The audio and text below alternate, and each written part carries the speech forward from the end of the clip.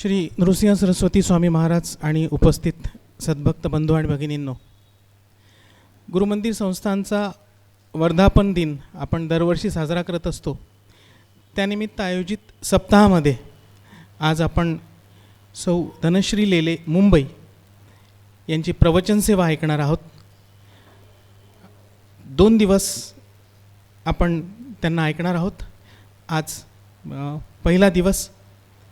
त्यांचं स्वागत करण्यासाठी मी सौ श्रद्धाताई घुडे यांना आमंत्रित करतो.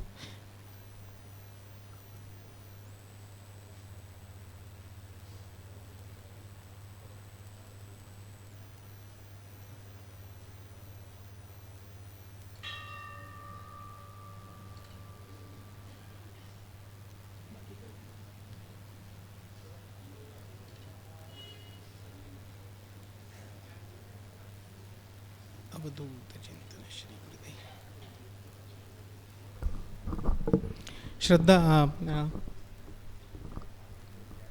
ताई आज पहिल्यांदाच कारंजात आलेल्या आहेत, तर तेव्हा पहिल्यांदाच गुरूंचा विषय आज त्या आपल्यासमोर मांडणार आहेत. मी त्यांना विनंती करतो की आपण आपल्या प्रवचन सेवेला सुरुवात करावी.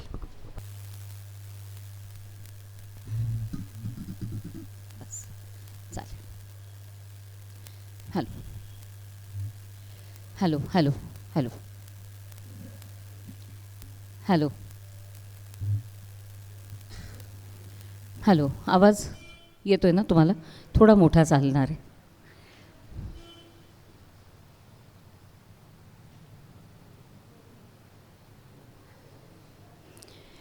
Hello hello hello.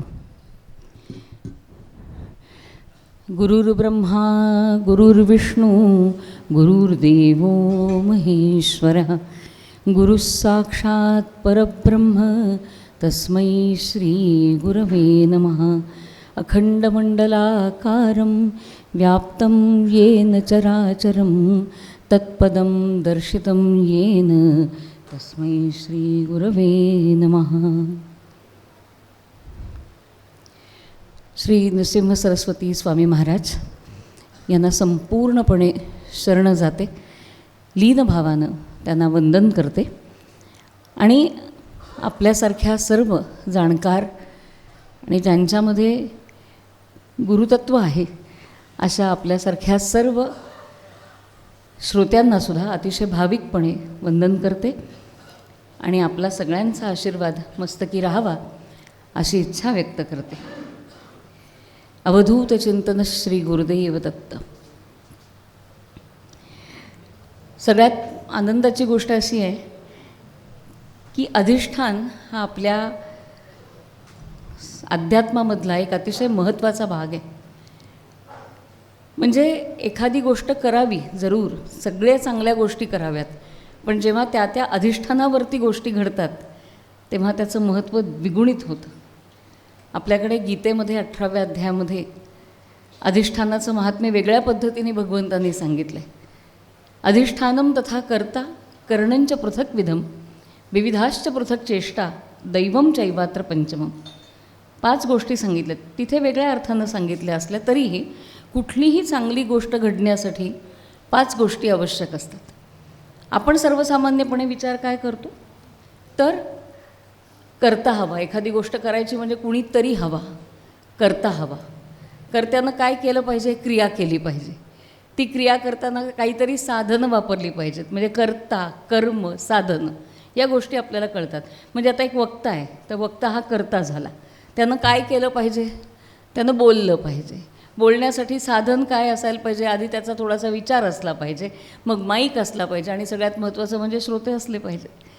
त्यामुळे ह्या 3 गोष्टी आपल्याला कळतात.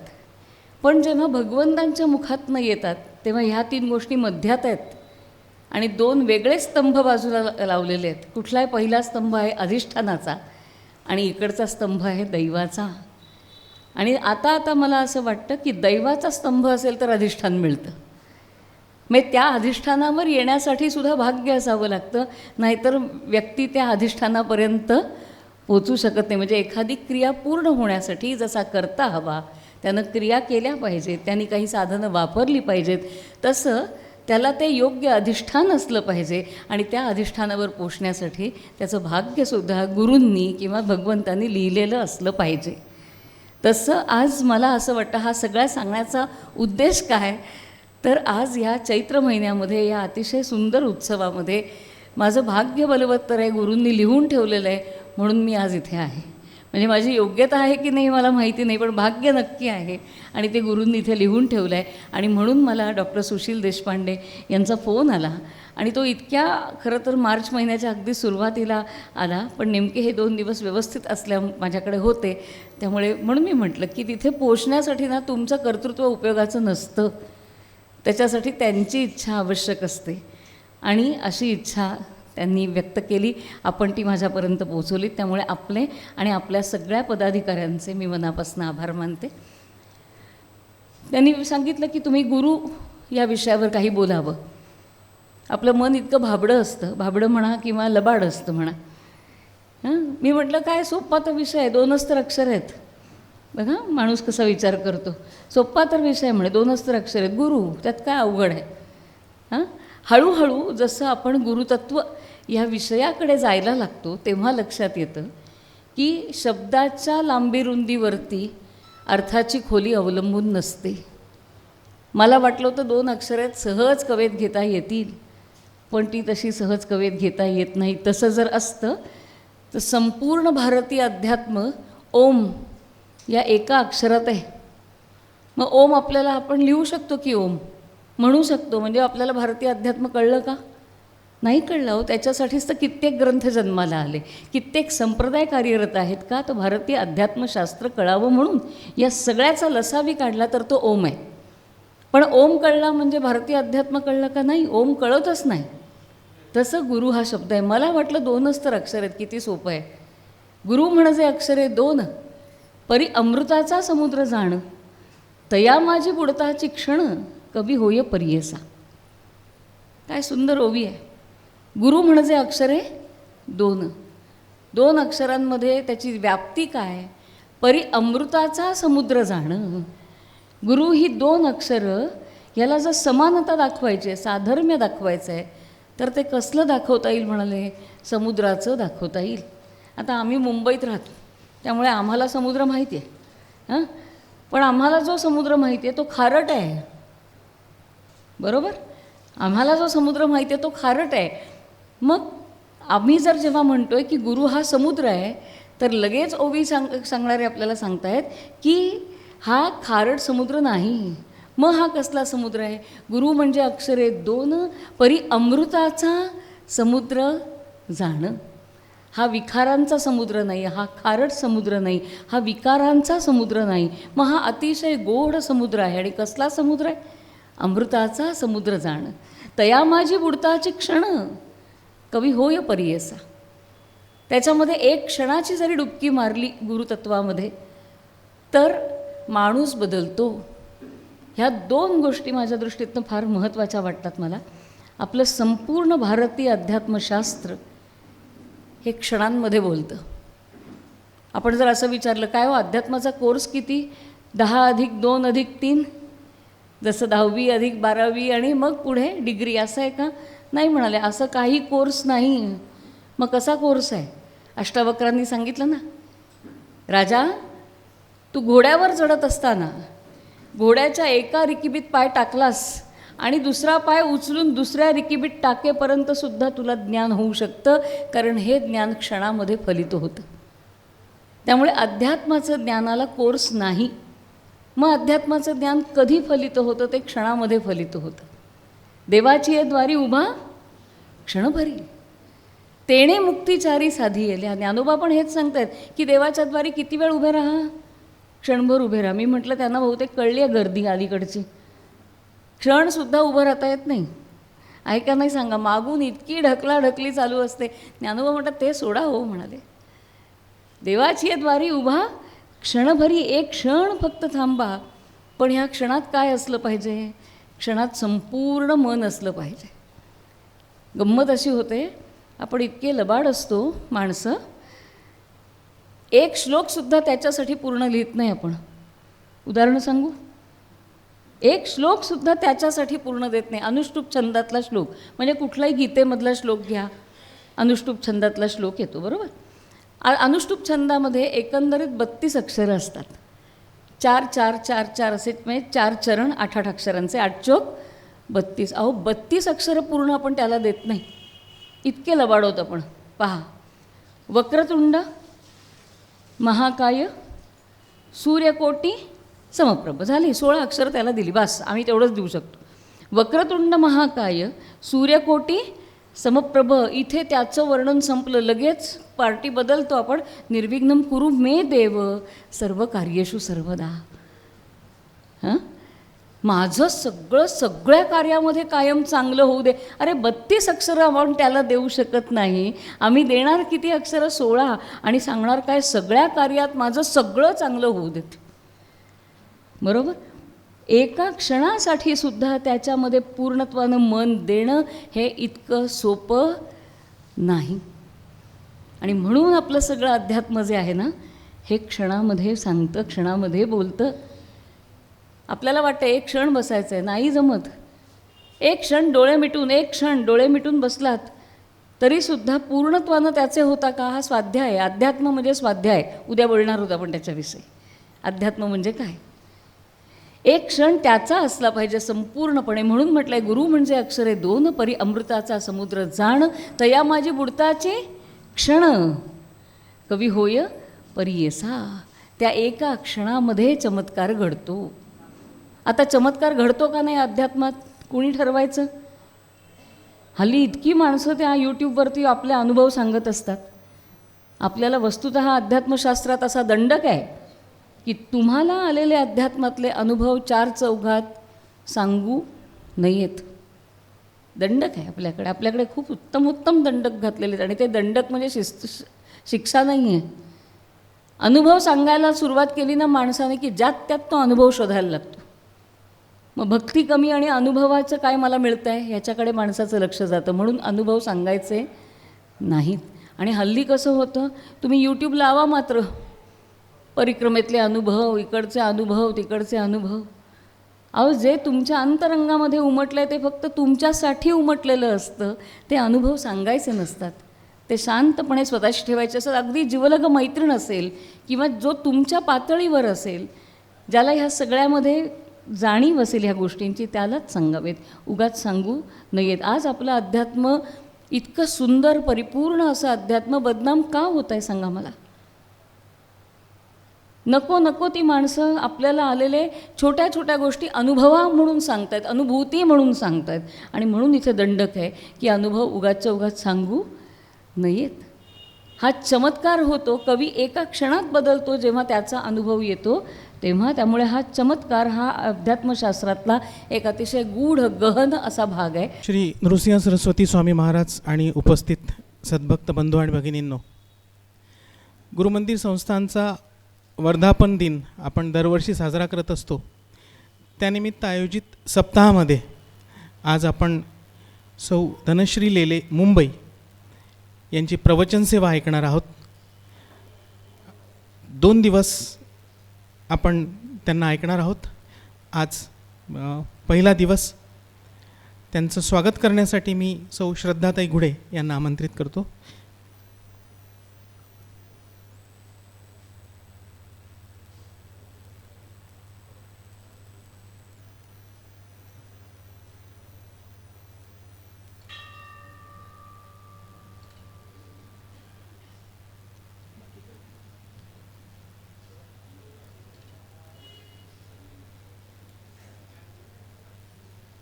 अवधूत चिंतन श्री गुरुदेव. श्रद्धा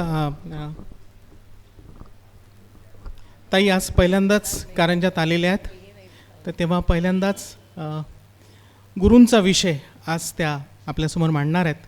मी ताईंना विनंती करतो की आपण आपल्या प्रवचन सेवेला सुरुवात करावी. पण तो ज्यानं त्यानं आपल्या स्वतःच्या पाशीच ठेवावा. या एका ओवीवरनं आपल्या लक्षात येतं की गुरुची व्याप्ती काय. अमृताचा समुद्र हा एक भाग आहेच, पण त्याचबरोबर आतून बदलू शकतो तो गुरु आहे, बरोबर. माझी पात्रताच नाही हो, खरं सांगते मी तुम्हाला. इथे बसून बोलण्याच्या पात्रता येण्यासाठीच अनेक जन्म अनेक वर्ष घालवावे लागतात. त्यात गुरु या ह्याच्यावरती बोलण्याची खरंच पात्रता नाही. का पात्रता नाही असं म्हणते मी? ज्ञानेश्वर महाराज काय सांगतायत? ज्ञानेश्वर महाराज म्हणतायत की तैसे श्री गुरुचे महिमान. ज्ञानोबा सांगतायत ना 10व्या अध्यायामध्ये की तैसे श्री गुरुचे महिमान आणिक के असे साधन हे जाणोनी मी या नमन निवांत केले. ज्ञानोबानी इतकं गुरुचं वर्णन केलं, इतकं गुरुचं वर्णन केलं, आपल्या निवृत्तीनाथांचं इतकं भरभरून रसाळ वाणीमध्ये वर्णन केलं आणि त्यांच्या लक्षात आलं की मी गुरुचं वर्णन करू शकत नाही. हे किती अनेक ओव्या लिहून झाल्यावर त्यांच्या लक्षात आलं की मी म्हणतोय पण असा नाही आहे गुरु माझा, आणखीन वेगळा आहे, आणखीन वेगळा आहे. त्यामुळे मी गुरुचं वर्णन करू शकत नाही हे अनेक ओव्या लिहून झाल्यावर ज्ञानोबा म्हणतात. आणि म्हणताना काय म्हणतात की श्री गुरुचे महिमान ते कळण्यासाठी माझ्याकडे साधन काय आहे हे मला कळलं आणि मी तोंडाला कुलूप घातलं आणि फक्त नमन निवांतची केले. मी फक्त माझं डोकं त्यांच्या चरणावरती ठेवलं. काय बोलू आता न पुरे वाणी मस्तक चरणी ठेवी तसे. त्यामुळे गुरुविषयी बोलणं अजिबात सोपं नाही. आणि मी विषय घेतला आहे गुरुतत्व. पण कधी कधी मला असं वाटतं की जे विषय अशक्यप्राय आहेत ना ते मुद्दामून घ्यावेत. का? तेवढंच तुम्ही ना अर्धा इंच जवळ जाता गुरूंच्या. निदान आपण विचार करतो. आणि म्हणून आजच्या विषयाचं स्वरूप प्रश्नोत्तरांचं आहे. प्रश्न विचारत जाऊ आणि आपल्याला काही उत्तरं मिळत आहेत का पाहण्याचा प्रयत्न करू. आता सर्वसामान्य जी आपली भारतीय ज्ञानपरंपरा आहे त्याच्यामध्ये एखादा नवीन विषय शिकण्याची सगळ्यात पहिली गोष्ट काय असते ती म्हणजे त्या विषयाची व्याख्या समजून घेणे असतं की नाही. बघा, इथे कोणी शिक्षक असतील तर त्यांना माहिती असेल सायन्समध्ये सुद्धा पुढे जाताना पहिल्यांदा काय शिकतो आपण? व्याख्या. नागरिकशास्त्रामध्ये सुद्धा काय शिकतो? व्याख्या. भूगोलामध्ये सुद्धा काय शिकतो? व्याख्या. मग माझ्या मनात पहिला प्रश्न आला, मग गुरुची व्याख्या तरी काय? गुरुतत्वाविषयी बोलताना त्याची व्याख्या तरी काय करायची? आणि शोध घेता घेता घेता एवढ्या व्याख्या समोर आल्या. गुरुगीतेमधली व्याख्या आहे, गु शब्दस्तु अंधकार हरू शब्दस्तन निरोधक. गुरुगीता काय सांगते आपल्याला? गुरु कसा समजून घ्या शब्द म्हणाले, पहिलं जे अक्षर आहे गुरु ह्या शब्दातलं पहिलं अक्षर जे आहे त्याचा अर्थ आहे अंधकार. आणि मागून येणारा रुकार जो आहे गुरुमधला तो त्या अंधकाराला हटवत जाणार आहे. म्हणून गु शब्दस्तु अंधकार हरू शब्दस्तन निरोधक. म्हणजेच काय? तर अंधकार घालवणारा तो गुरु. आपल्याकडे गुरुचरित्रामध्ये व्याख्या काय आहे?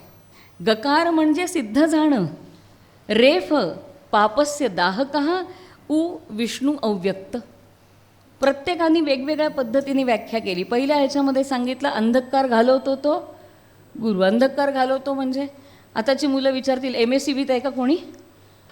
अंधकार घालवतो म्हणजे विजेशी संबंधित आहे का? नाही. अहो, वीज ज्याच्या हातात आहे, जो प्रकाश देणारा आहे म्हणजेच अज्ञान घालवणारा आहे तो गुरु. मग गुरुचरित्रात काय म्हटलं की गकार असे सिद्ध जाणं. गुरु या शब्दाची गुरुचरित्राने सांगितलेली व्याख्या ग म्हणजे सिद्ध. मग र का आला? तर रेफ म्हणजे र हा पापाचा दाहक आहे. म्हणजे जेव्हा तुम्हाला सिद्धाचा आधार मिळतो त्यावेळेला तुमचं पाप नाहीसं होतं. म्हणून आपल्याकडे संगतीला महत्त्व आहे. आपण शाळेतल्या मुलांना नेहमी बघतो त्या म्हणजे आई वडील जागरूक असतात किंबहुना असले पाहिजेत की आपल्या मुलाचं फ्रेंड सर्कल काय आहे, आपल्या मुलाची संगती काय आहे. Man is known by the company he keeps असं इंग्लिशमध्ये म्हणतात की माणूस हा त्याच्या संगतीने ओळखला जातो. त्यामुळे चांगल्या लोकांमध्ये राहणारा माणूस हा आपसूक चांगला घडत जातो तसं या व्याख्येमध्ये म्हटलं आहे. आणि खरोखरी नेहमी गुणवंतांच्या सान्निध्यात राहावं, जाणकारांच्या सान्निध्यात राहावं, सिद्धांच्या सान्निध्यात राहावं, जेणेकरून त्यांचा आपल्याला वारा लागला ना तरीसुद्धा आपल्यात थोडाफार बदल होतो. संस्कृतात एक सुंदर सुभाषित आहे बरं का. संस्कृतकार एका सुभाषितकार असं म्हणतो की आजची आमटी इतकी छान झाली होती. आजची आमटी खरंच छान होती, नेहमीच प्रसाद आहे गुरूंचा, पण आमटी इतकी छान झाली होती. तो सुभाषितकार म्हणतो मला की नाही त्या आमटीमध्ये दिवसभर बुडलेल्या पळीचा अगदी हेवा वाटतो.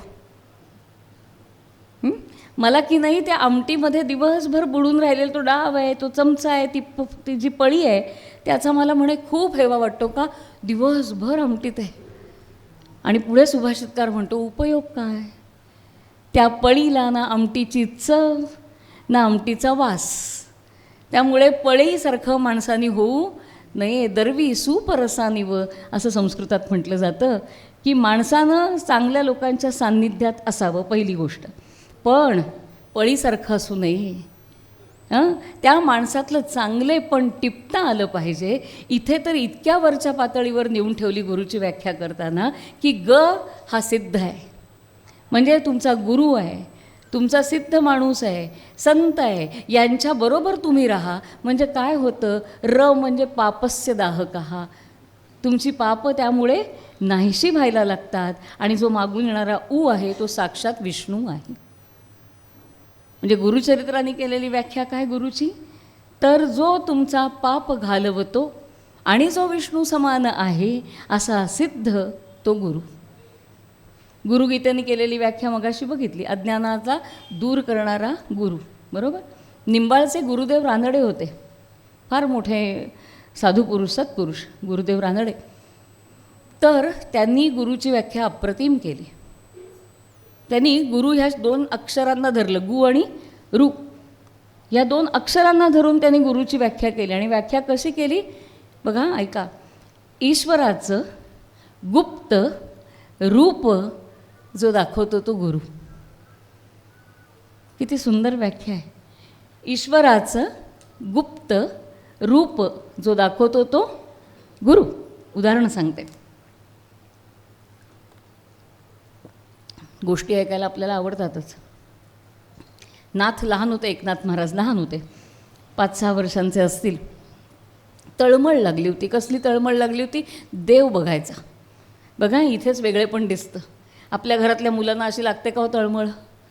त्यांना काहीतरी वेगळी तळमळ लागते. अमुक खायचं आहे, तमुक खेळणं हवं आहे, अशी तळमळ लागते. पण नाथांना कसली तळमळ लागली होती? त्यांना देव बघायचा होता. मंदिरात बसले होते, अस्वस्थ होतं, बाळ होतं, ते लहान होते. येईल जाईल तर प्रत्येकाला विचारलं, मला देव बघायचं, तुम्हाला दिसला का? कोण हिंमतवान नाही इथं म्हणायला की हो मी पाहिलं आहे देव म्हणून. एकटे रामकृष्ण परमहंस त्या काळातले, बरोबर, कोणी नाही म्हणालं. मग पुजाऱ्यांना विचारलं, तुम्ही पाहिला का? तुम्ही तर इतके त्याच्या जवळ असता, तुम्ही पाहिला का हो देव? तर ते म्हणाले नाही हो. म्हणाले नाही रे बाळा, मी पण नाही पाहिले. मग मला कुठे मिळेल देव? कसा पाहता येईल? डोळ्यातनं अश्रूधारा व्हायला लागल्या, ही तळमळ. मग तिथे एक आजोबा बसले होते. ते पुजारी म्हणाले तू एक काम कर, त्या आजोबांना विचार, त्यांचं वय इतकं झालं आणि त्यांनी नक्की पाहिला असेल देव. तर ते आजोबांना विचारतात नाथ की आजोबा तुम्ही पाहिला का हो देव? तर आजोबा म्हणतात नाही रे बाळा, ते भाग्य नाही, मला अजून एक जन्म घ्यावा लागेल बहुतेक, या जन्मात तरी काही मी पाहिलं नाही. का रे? नाही म्हणे मला बघायचं आहे. अच्छा खरंच तुला पाहायचं आहे? होय म्हणे. रडतं आहे समोर ते बाळ छोटं 6 वर्षाचं की मला देव बघायचं आहे. मग ते म्हणाले एक काम कर, मी नाही दाखवू शकत, पण मी कोण दाखवू शकेल हे सांगू शकतो. तू असं कर, दौलताबादेला जा, तिथे जनार्दन पंत आहेत, त्यांना भेट. हो कसं जायचं दौलताबादेला? लांबचं हो. हे बघ असं जा असं जा असं जा. घाई धीर नाही आहे. घरी निरोप पाठवला आहे फक्त आजी आजोबांना की नाथ तिकडे गेला आहे म्हणून सांगा. आणि नाथ निघाले आहेत. हां, तो 6 वर्षाचा मुलगा घाईनी पावलं टाकत, जमेल तेवढं अंतर धावत, का मला जनार्दन स्वामी भेटले पाहिजेत का, तर मला देव भेटणार आहे. धापा टाकत टाकत टाकत टाकत टाकत एवढी मजल दर मजल करीत नाथ दौलताबादेला पोचले. आणि तो किल्ला एवढा मोठा, आज शिरल्यानंतर नाथांना कळे ना आता ह्या किल्ल्यात एवढ्या वाटा आहेत, नेमक्या कुठल्या वाटेने जायचं. जनार्दन पंतांना मी कधी पाहिलं नाही. बरं तेव्हा काही मोबाईल नव्हते, फेसबुक नव्हतं की असे दिसतात बाबा जनार्दन पंत, याची सोय नाही काही. त्यामुळे कुणाला विचारायचं हा प्रश्न पडला त्यांना. तेवढ्यात समोरनं एक छान व्यक्तिमत्व चालत येत होतं. कसे होते? त्यांची पगडी होती, छान बाराबंदी घातलेलं होतं, पायामध्ये सलवार होती, मोजड्या होत्या, कमरेला तलवार होती. असं एक सुंदर रुबाबदार व्यक्तिमत्व चालत येत होतं. नाथ घाबरत घाबरत पुढे गेले, कारण अशा व्यक्तीला पाहायची सवय नाही. नाथ म्हणाले काका जनार्दन पंतांना ओळखता का हो तुम्ही? मला त्यांना भेटायचं आहे. होय चल म्हणे, मी त्याच वाटेने जाणार आहे, चल तुला सोडतो त्यांच्या घरी. आणि म्हणून त्याचा हात धरला आहे नाथांचा आणि ते दोघंजणं चालले आहेत.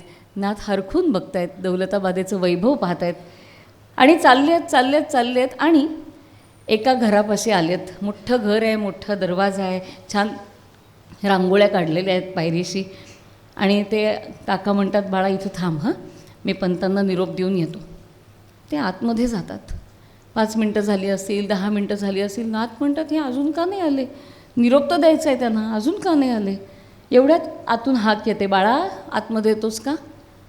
नाथ आतमध्ये जातात आणि झोपाळ्यावर बघतात. तर झोपाळ्यावरती एक अत्यंत तेजस्वी पुरुष बसलेला आहे. छान शेंडी आहे, बिगबाळी आहे, करवतकाठी धोतर आहे, मस्त उपर्ण घातलेलं आहे, भस्माचे पट्टे ओढलेले आहेत. अत्यंत सुंदर असा तो पुरुष असा बसला आहे.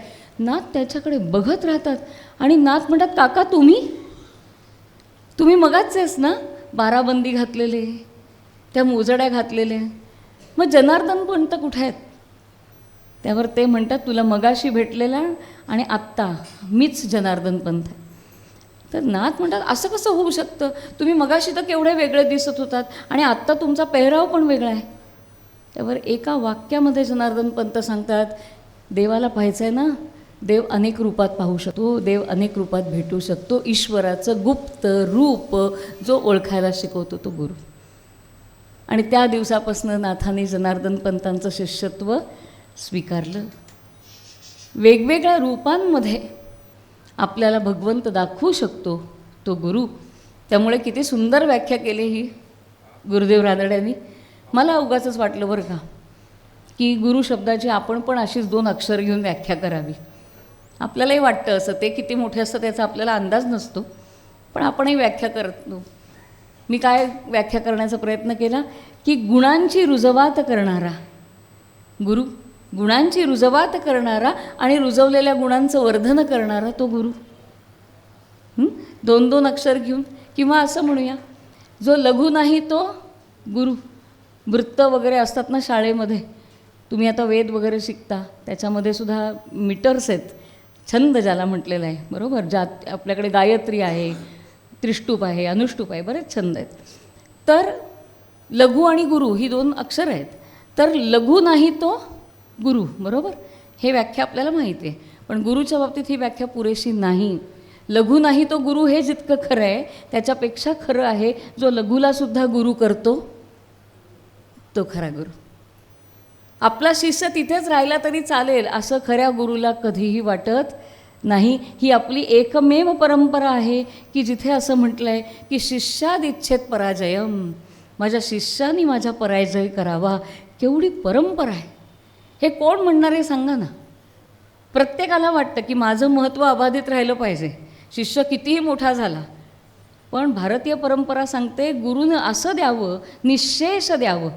मी कधी कधी गमतीत म्हणते बरं का, की विद्या शब्द उलट करा बरं. काय विद्या शब्द उलट केला की काय होतं? द्यावी.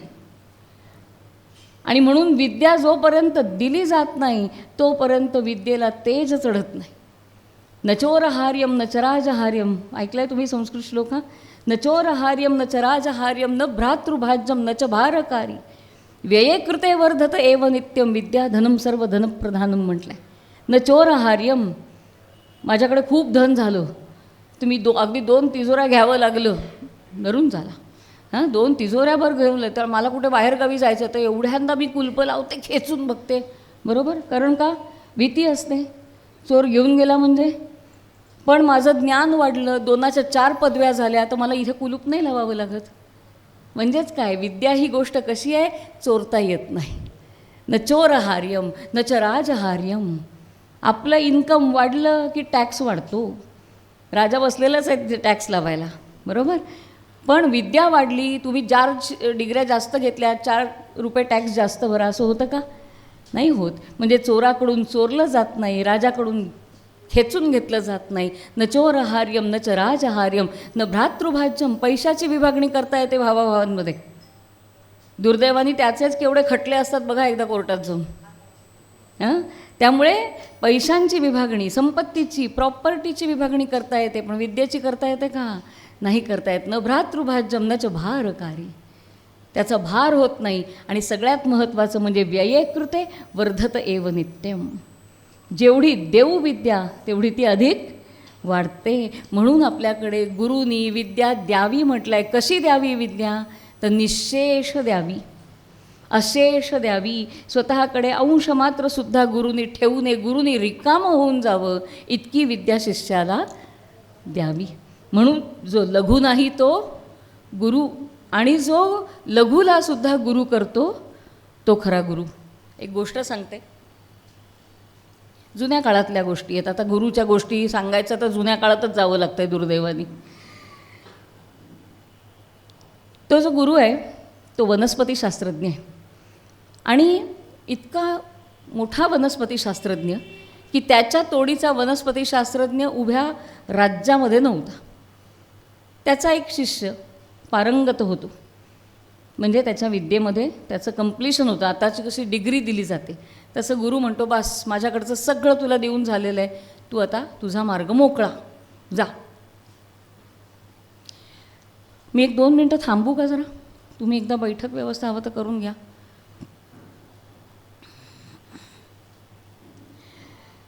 तुझा मार्ग मोकळा, तू जाऊ शकतोस, असं गुरु त्याला सांगतात. तर शिष्य म्हणतो की गुरुजी,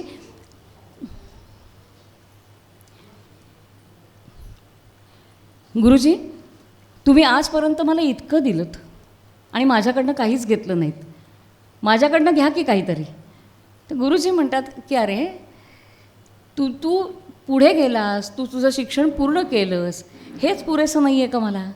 गुरुला कसली अपेक्षा नसते बाळा, त्याच्यामुळे तू मला काही देऊ नकोस. शिष्य अगदी इरेला पडतो, तो म्हणतो नाही पण मला तुम्हाला द्यायचंच आहे काहीतरी. तर गुरुजी म्हणतात बरं ठीक आहे.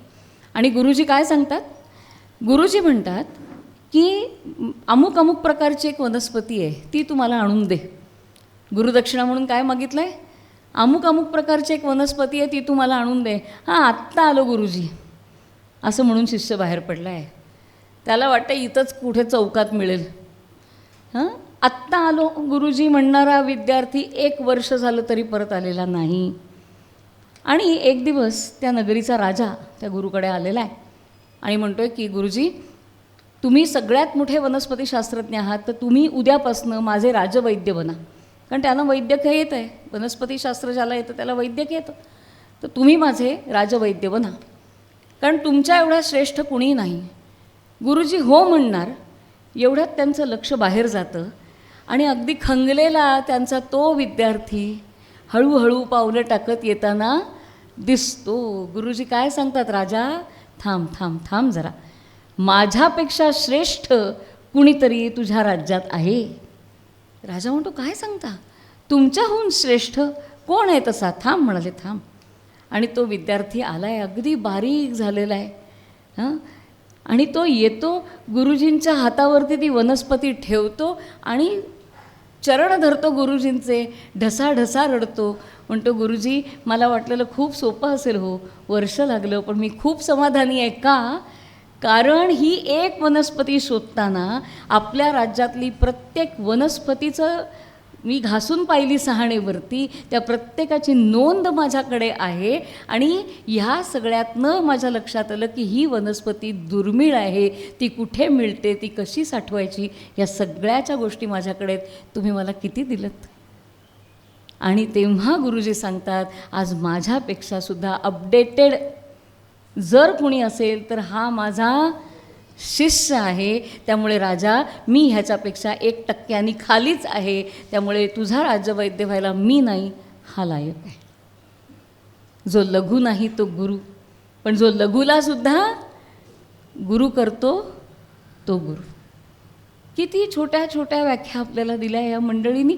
विचार करावा, एक एक व्याख्येवरती कितीतरी वेळ विचार करावा असं हे सगळं. आणि ही फक्त व्याख्या दिलेली नाही, ही भारताची संस्कृती आहे. आणि असे गुरु होते म्हणून ही ज्ञानपरंपरा इथपर्यंत टिकलेली आहे.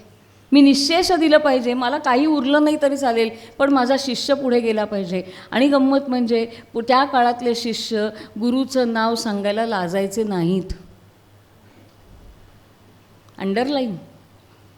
अहो, कृतज्ञता भाव इतका होता, जे मला घडवणाराच तो आहे म्हटल्यानंतर त्याच्यासाठी संपूर्ण शरणभाव.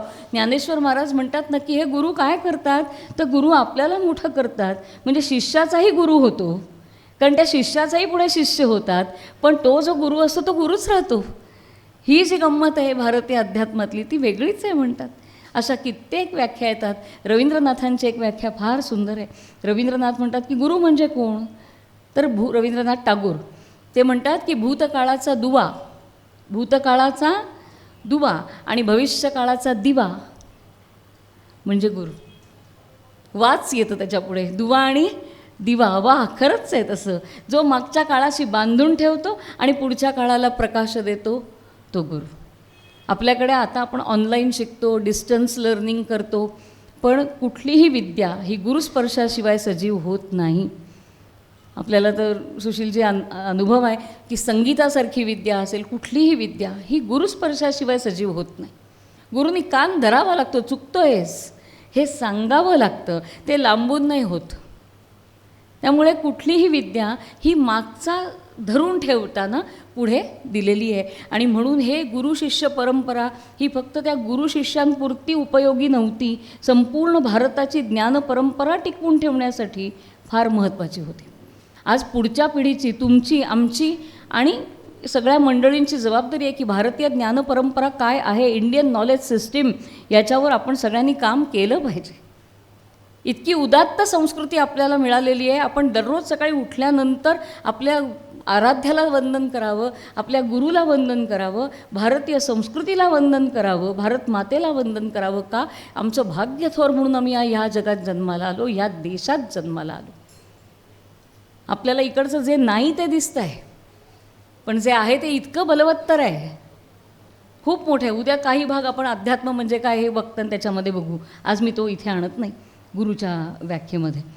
त्यामुळे ही अशी गुरुच्या कित्येक व्याख्या देता येतील, पण माझा मुद्दा तुम्हाला कळला की अनेक ग्रंथांमध्ये गुरुच्या नानाविध व्याख्या केलेल्या आहेत. आता महत्त्वाचा प्रश्न की खरंच गुरुची आवश्यकता असते का? हल्ली सगळे प्रश्न असे विचारावे लागतात, त्याशिवाय तुम्ही बुद्धिमंत ठरत नाही. त्यामुळे गुरुची खरंच आवश्यकता असते का? मी हा प्रश्न पहिला ज्ञानेश्वर महाराजांना विचारला. म्हटलं खरंच गुरुची आवश्यकता असते का? कारण ज्ञानेश्वर म्हणजे कसं, ज्ञानाने जर मनुष्याचं रूप घेतलं तर ते कसं दिसेल, तर ते ज्ञानोबांसारखं दिसेल. आपण ज्ञानेश्वरी वाचली आहे ज्ञानोबांची. अहो 52 कशी सोनं, 52 कस काय आहेत हे त्यांना माहिती आहे. 16व्या वर्षी ज्ञानेश्वरी लिहिली बरं. त्यांनी 16व्या वर्षी ज्ञानेश्वरी लिहून 700-750 वर्ष झाली ज्ञानेश्वरीला, तरीही आम्हाला अजून ती पूर्णत्वानं कळत नाही. किती अनुभव, किती उदाहरणं, किती दृष्टांत, किती माहिती, आणि हे सगळं 16व्या वर्षामध्ये लिहिलं आहे.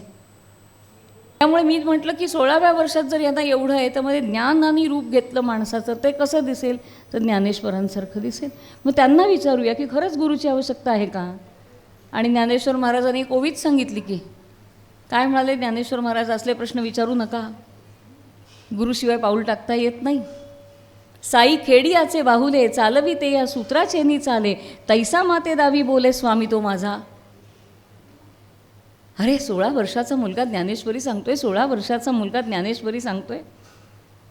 आजच्या काळामध्ये असता तर तो काय चॅम्पियन, काय म्हणायचं त्याला, विनर ठरले असते, बरोबर. कुठले ते रियालिटी शोज जे अनरियल आहेत.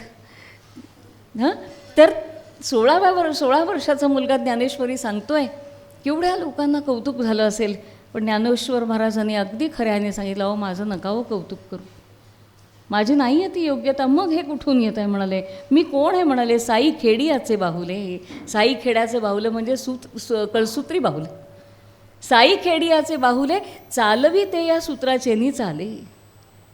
कळसूत्री बाहुल्याचा जो सूत्रधार आहे तो ठरवतो की आता हिला अशी उडी मारूया बरं का, आता ह्याला अशी उडी मारून दाखवूया बरं का. लोक टाळ्या वाजवतात बाहुल्यांसाठी, पण ती मूळ कोणाच्यासाठी असते, तो जो हलवणारा असतो तो, साई खेडी असे बाहुले, चालवी ते या सूत्राचे नी चाले, तैसा माते दावी बोले स्वामी तो माझा. तो समोर टेकून बसलेला माझा स्वामी आहे ना निवृत्तीनाथ, तो मला अक्षरं पाठवतोय, तो मला शब्द पाठवतोय आणि माझ्या मुखातून ती येत आहेत. बस इतकंच. इदम न मम. अहो एवढं लिहून इदम न मम म्हणतात, 9333 ओव्या लिहून ज्ञानोबा म्हणतात हे माझं नाही. आणि आम्ही 9 ओळींचा मेसेज व्हॉट्सॲपवरती लिहितो आणि खाली लिहितो माझ्या नावासहित अग्रेषित करा. हा नाही, आपण माणसं आहोत आणि सामान्य आहोत, त्यामुळे आपल्याला आपल्या नावाचा गमजा आहेच. गंमत म्हणजे कबीरांनी आपल्याला जागं केलं आहे बरं का. कबीर साहेब म्हणतात की अहो ज्या नावाचा एवढा तुम्हाला फार महत्त्व वाटतं, त्याचा सगळा बडीवार तुम्ही वाढवून ठेवता, ते नावसुद्धा तुम्ही ठेवलेलं नसतं. किती खरं आहे पहा. कोणीतरी येतन कुर्र करून जातं आणि त्या दिवसापासून आपण त्या नावाने ओळखले जातो. नंतर आपण नावं ठेवतो ती गोष्ट निराळी. बरोबर. पण सांगतात काय ज्ञानोबा म्हणतात असं म्हणूच नका, गुरुशिवाय हे बाहेर येत नाही. मला ह्या सगळ्यात एक महत्त्वाची गोष्ट अशी वाटते की माझे गुरु तिथून मला शब्द पाठवत आहेत आणि मी सांगतोय. अहो पण हे असाचा असा शब्द यायला अंतरंग किती मोकळं पाहिजे, नाही का.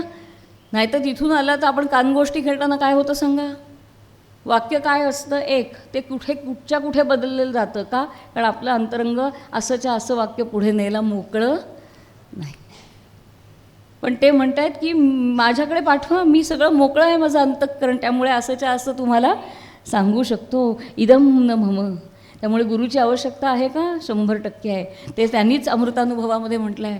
गुरु कसा असतो? उपायन वसंतू. झाडं असतात सगळ्या ऋतूंमध्ये, आपल्या घरात झाडं असतात बरोबर. तेच प्राजक्ताचं झाड असतं, तेच चाफ्याचं झाड असतं. सगळ्या ऋतूंमध्ये 12ही महिने तेच झाड असतं. फुलतं कधी? वसंत ऋतू आला की. म्हणजे झाड तेच असतं, पानं तीच असतात, आपण तसंच पाणी घालत असतो, आपण तसंच खत घालत असतो, आपण तशीच निगा राखत असतो. पण ते फुलतं कधी? वसंत ऋतू आला की. तसं आपण तेच असतो. आपलं फूल आपण फुलतो कधी? गुरु मिळाला तर. म्हणून उपायन वसंतू. गुरु हा माझा वसंत आहे असं म्हटलं आहे. आणि गुरुचा आणखीन एक महत्त्व काय, गुरु का आवश्यक आहे अध्यात्मशास्त्रामध्ये तरी, तर जे योग मार्गामध्ये आहेत त्यांच्या कदाचित लक्षात येईल, किंवा जे साधना करतात, ध्यानधारणा करतात त्यांच्या कदाचित लक्षात येईल की आपल्या अंतरंगामध्ये जी षटचक्र आहेत, मूलाधारापासनं सहस्रारापर्यंत. मूलाधार आहे, मग स्वाधिष्ठान आहे, मग मणिपूर आहे, मग अनाहत आहे, मग विशुद्धी आहे, मग आज्ञा आहे आणि सहस्रार आहे. अशी पूर्ण कुंडलिनीमध्ये आपल्या षट कमळं किंवा सप्तचक्र म्हटलेली आहेत. माणसाच्या हातात कुठपर्यंत जाणं असतं माहिती आहे का? ते सुद्धा अवघड आहे, अनेक जन्म घेतल्यावरच शक्य आहे. पण माणसाच्या हातामध्ये तुम्ही मूलाधारावरती थोडा विजय मिळवू शकता. मूलाधार, स्वाधिष्ठान, मणिपूर, अनाहत, विशुद्धी करत करत तुम्ही इथपर्यंत येऊ शकता. तुम्ही आज्ञाचक्रापर्यंत स्वतःच्या हिमतीवर माणूस प्रगती करू शकतो. अनेक जन्मांमध्ये म्हणते मी. आज बसलं की उद्या झालं असं होत नाही. साधना गंभीर व्हावी लागते, खोल व्हावी लागते साधना. त्यामुळे मूलाधार चक्रापासून आज्ञाचक्रापर्यंत माणूस एक वेळ स्वतःच्या हिमतीवरती वर चढून येईल. पण आज्ञाचक्रापासून सहस्रारापर्यंत एक जंप घ्यावी लागते. इथं मध्ये काही नाही, एक घुमट आहे, घुमट. मोकळं आहे सगळं. खरंच माणसं आपण म्हणतो काय आहे का नाही, रिकामं आहे. खरंच रिकामं आहे. इथून इथे काहीही नाही आहे. इथे कशी एक आधाराला मणका आहे पाठीचा, त्या पाठीच्या मणक्याच्या आधारानं आपण इथपर्यंत येऊ शकतो. पण इथून इथे जायला, मध्यात जायला काही नाही. म्हणजे धरून चाला, एक सरोवर आहे, त्या सरोवराच्या मध्यात एक झाड आहे आणि तुम्हाला तिथपर्यंत सरोवरात तरी तुम्ही पोहू शकता बरोबर. मध्ये काहीच नाही आहे, खूप मोठी दरी आहे, तर तुम्हाला उडी मारावी लागते आणि खाली पडण्याची शक्यता दाट आहे. आणि म्हणून तिथून उडी मारताना इथून इथे उडी मारणं माणसाच्या हातात नाही. त्याला ढकलणारा कोणीतरी असावा लागतो किंवा तिथे खेचणारा कोणीतरी असावा लागतो, आणि तो गुरु आहे. म्हणून अध्यात्मशास्त्रामध्ये सद्गुरूशिवाय तरणोपाय नाही. म्हणून गुरु असावा लागतो. म्हणजे कुठल्याही विद्येला गुरु असावाच लागतो. पण आताचं काय म्हणू, जमाना बदलतो आहे, त्यामुळे हल्ली स्वयंभू पण खूप जण होत आहेत. पण तरीसुद्धा त्या कलेमध्ये प्रावीण्य हवं असेल किंवा अधिक खोल जायचं असेल ना, तर गुरुला तरणोपाय नाही, गुरुला पर्याय नाही, गुरुशिवाय आपल्याला जाता येत नाही. आणि म्हणून पूर्वीच्या काळी जेव्हा गुरुकुलांमध्ये मंडळी जायची किंवा कबीर साहेबांसारखी मंडळी जे सगळं सोडून आपल्या गुरुच्या चरणाशी होते, त्यांचा एक दोहा आहे. ते कबीर साहेब आपल्या गुरूंना सांगतात की बाबा मेरा ब्याह रचाव. गुरुला सांगतायत की बाबा माझं आता लग्न करा बरं. शिष्य गुरुला सांगतोय काय, बाबा मेरा ब्याह रचाव, अच्छा सा वर हितकाव, चांगला शोधा मुलगा. बाबा माझं लग्न करा, मुलगा अगदी चांगला शोधा. ना मिले अच्छा वर, नाही मिळालं चांगलं स्थळ तर तोसोही बिहाव, तर तुमच्याशीच लग्न करून टाका. याचा अर्थ काय? कबीरजी किती गूढ बोलतात. आपण म्हणू काय कबीर काय बोलत आहेत हे अध्यात्मात राहून, असं नाही आहे. इतकं गूढ आहे की जर मला इथून इथे जाता आलं नाही तर गुरुजी तुम्ही इथून इथे म्हणजे माझ्यासाठी एक चांगला वर शोधा, म्हणजे तो पुराण पुरुष माझ्यासाठी मिळवा, तो पुरुषोत्तम मला मिळवून द्या. आणि या जन्मात मिळणार नसेल तर मला अर्धवट सोडू नका, मग माझं लग्न तुमच्याशी लावून टाका, म्हणजे माझा सांभाळ तुम्ही कायम करा या जन्माच्या अंतापर्यंत. म्हणून गुरुची आवश्यकता आपल्या अध्यात्मशास्त्रामध्ये निरंतर सांगितलेली आहे. बरं, आता गुरु काय देतो? मी म्हटलं तसं यावेळी प्रश्नोत्तरांच्या माध्यमातून आपण पुढे जाऊया. गुरुची आवश्यकता आहे, आपण अनेक हे पाहिले आणि शेवटी ज्याच्या त्याच्या अनुभवावरती पण अवलंबून आहे. मग गुरु काय देतो? काय उत्तर सांगू आपण? गुरु काय देतो? काय म्हणतो पटकन? गुरु ज्ञान देतो. साधं सोपं उत्तर, पाठ केलेलं गरज नाही, आपण अगदी सहज सांगू शकतो. काय देतो गुरु? गुरु ज्ञान देतो. आमचे भातखंडे सर होते, त्यांनी आम्हाला शंकराचार्य शिकवले. त्यांनी एकदा विचारलं की ज्ञान देतो म्हणजे ज्ञान ही बरणी आहे का गं, की तुझ्या गुरुनी तुला दिली, तू पुढे दिली, तू पुढे दिली. गुरु ज्ञान देतो म्हणजे काय? ती बरणीसारखी देता येते का पुढे? नाही. मग ज्ञानचा अर्थ काय? तुम्ही दाखवू शकता का की हे ज्ञान आहे किंवा हे ज्ञान आहे असं दाखवता येतं का? नाही. मग गुरु ज्ञान देतो म्हणजे काय देतो? प्रश्न किती महत्त्वाचा आहे बघा. आपण ना सरावानी उत्तरं देत असतो. गुरु काय देतो? ज्ञान देतो. त्यांनी आम्हाला विचारात टाकलं की ज्ञान देतो म्हणजे काय देतो. हां, आता संस्कृतामध्ये ज्ञान हा जो शब्द आहे त्याचा मूळ धातू आहे ज्ञा, बरोबर. जसं पान हा शब्द आहे म्हणजे पिणे, त्याचा मूळ धातू आहे पा पिब. खान त्याचा मूळ शब्द आहे खाद, बरोबर. असं आहे. मग जर पाचं पान होतं, पिणेचं पान होतं, तर ज्ञाचं काय होतं? ज्ञान होतं. ज्ञाचा अर्थ जाणणे, समजून घेणे, टू अंडरस्टँड, ज्ञाचा अर्थ, बरोबर. मग ज्ञाचा अर्थ टू अंडरस्टँड असेल तर ज्ञानचा अर्थ जाणीव असा होतो. म्हणजे गुरु ज्ञान देतो म्हणजे काय करतो? मला जाणीव देतो. कसली जाणीव देतो? तत्त्वमसी, ते तू आहेस. उपनिषदातली वाक्य आहेत ना सगळी. तत्त्वमसी, ते तू आहेस. सोहम, तो म्हणजेच तू आहेस. याची जाणीव गुरु करून देतो. म्हणजे गुरु आपल्याला सांगतो की तुझ्या अंतरंगात तोच आहे, तुझे आहे, तुझं पाशी, परी तू जागा चुकलासी. आपण सगळं बाहेर शोधत असतो, बरोबर. ईश्वर कुठे आहे? बाहेर. अमकं कुठं आहे? बाहेर. तमकं कुठं आहे? बाहेर. सगळं बाहेर. आणि आपलं अध्यात्मशास्त्र सांगतं सगळं आत. पण आपण मात्र सगळं बाहेर शोधतो, कारण आपली सगळी इंद्रिय बाहेरच आहे. डोळे उघडले की आत नाही जात. कुठे जातात? बाहेर. कान सगळे बाहेरचं ऐकतात. आतला आवाज किती माणसं ऐकतात? खरा प्रश्न आहे. इनर व्हॉईस कोण ऐकतं? आतला आवाज किती माणसं ऐकतात? नाही ऐकत. आपण सगळं बाहेरचं ऐकतो, बरोबर. ज्यांना ते संतत्व प्राप्त झालेलं आहे आणि जे खऱ्या अर्थाने योगात पुढे गेले त्यांनाच आतलं अमृताची चव कळते. आपण बाहेरच्या श्रीखंडाची चव खातो, बरोबर. पण जे त्या पदाला आहेत ज्ञानेश्वर महाराजांसारखे, म्हणून ते अमृतानुभव लिहू शकले, कारण त्यांना अंतरंगातल्या अनुभवाची चव, अमृताची चव चाखायला मिळाली ज्ञानोबांना. म्हणून पण आपली सगळी इंद्रिया कुठे उघडत आहेत? बाहेर. म्हणून आपल्याला सगळं जे काही आहे ते बाहेर वाटतं. आणि आपला गुरु आपल्याला सांगतो बाहेर काहीही शोधू नको, सगळं कुठे आहे? शिर झुकवो नियाप आहे. गदिमांनी म्हटलं आहे. एकदा तरी अंतरंगात पाहिलंच का रे ढुंडाळून? एकदा विष्णू भगवान आणि नारद इथे आले होते. म्हणजे इथेही आलेच असतील कारंजात, पण पृथ्वी तलावरती आले आणि त्या काळात आले कृतयुगाच्या आधी. इतकी सुंदर पृथ्वी, हिरवीगार, छान नद्या वाहत आहेत, प्राणी असे छान आहेत, माणसं स्वार्थी नाही आहेत, सगळं असं छान, म्हणजे असं चित्र करा आता तयार मनातल्या मनात. हां, आणि विष्णूंना ही पृथ्वी इतकी आवडली. विष्णू भगवान नारदांना म्हणाले, नारदा एक काम कर, या पृथ्वी तलावरती माझ्यासाठी एक घर बांध. आता तेव्हा काही खूप एवढी गर्दी नव्हती हो पृथ्वीवर, कुठेही बांधू शकले असते घर. हां, बरं विष्णूसाठी बांधायचं आहे, त्यामुळे कोर्ट कचेऱ्यांची वगैरे काही कामं नव्हती त्या काळामध्ये. मग पटकन काय म्हणायला पाहिजे होतं नारदांनी, हो बांधूया की. नारद थांबले, म्हणाले मला 8 दिवस द्या विचार करायला, बांधायला नाही, विचार करायला 8 दिवस द्या. विष्णू म्हणाले, अरे माझ्यासाठी घर बांध म्हटलं तर एवढा विचार करावा लागतो. हो म्हणाले, विचार करावा लागतो. आत्ता तुम्ही फक्त पृथ्वी बघा, ते घराबिराचं आपण नंतर पाहू म्हणाले. बरं, 8 दिवस झालेत. विष्णूंनी परत बोलवले नारदांना, काय झालं नारदा, माझं घर बांधणार आहेस का नाही पृथ्वीवरती. म्हणे धोका आहे म्हणतात. नारद मुनी काय म्हणाले, धोका आहे. कसला धोका आहे, तुम्ही घर बांधू नका पृथ्वीवरती, धोका आहे. कसला धोका आहे, अहो तुम्ही पृथ्वीवर राहता हे कळलं तर माणूस छळेल तुम्हाला कलियुगातला, म्हणून तुम्ही पृथ्वीवरती राहू नका. आता इथे विष्णू भगवान अडून बसलेत. मला म्हणाले मला पृथ्वी तलावरतीच राहायचं आहे. नारद म्हणाले मी देणार नाही घर बांधून, कारण मला कलियुगातला तुमचा चेहरा दिसतोय, मला तसे नको आहेत तुम्ही, माणसं सतावतील तुम्हाला, नका राहू. नाही पण मला राहायचं आहे. असं खूप वेळ चालल्यावर नारद म्हणतात मला एक आयडिया सुचली, सांगू, सांग म्हणाले.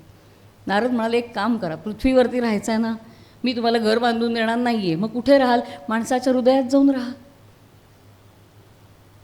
त्यामुळे तो कुठे आहे, तो इथे आहे आणि आपण कुठे शोधतोय, बाहेर. म्हणून आपली उपनिषदं सांगतायत बाबा रे बाहेर काहीच नाही, येतात त्वमसी. नुसतं कधीतरी अंतरंगामध्ये डोकावून बघ.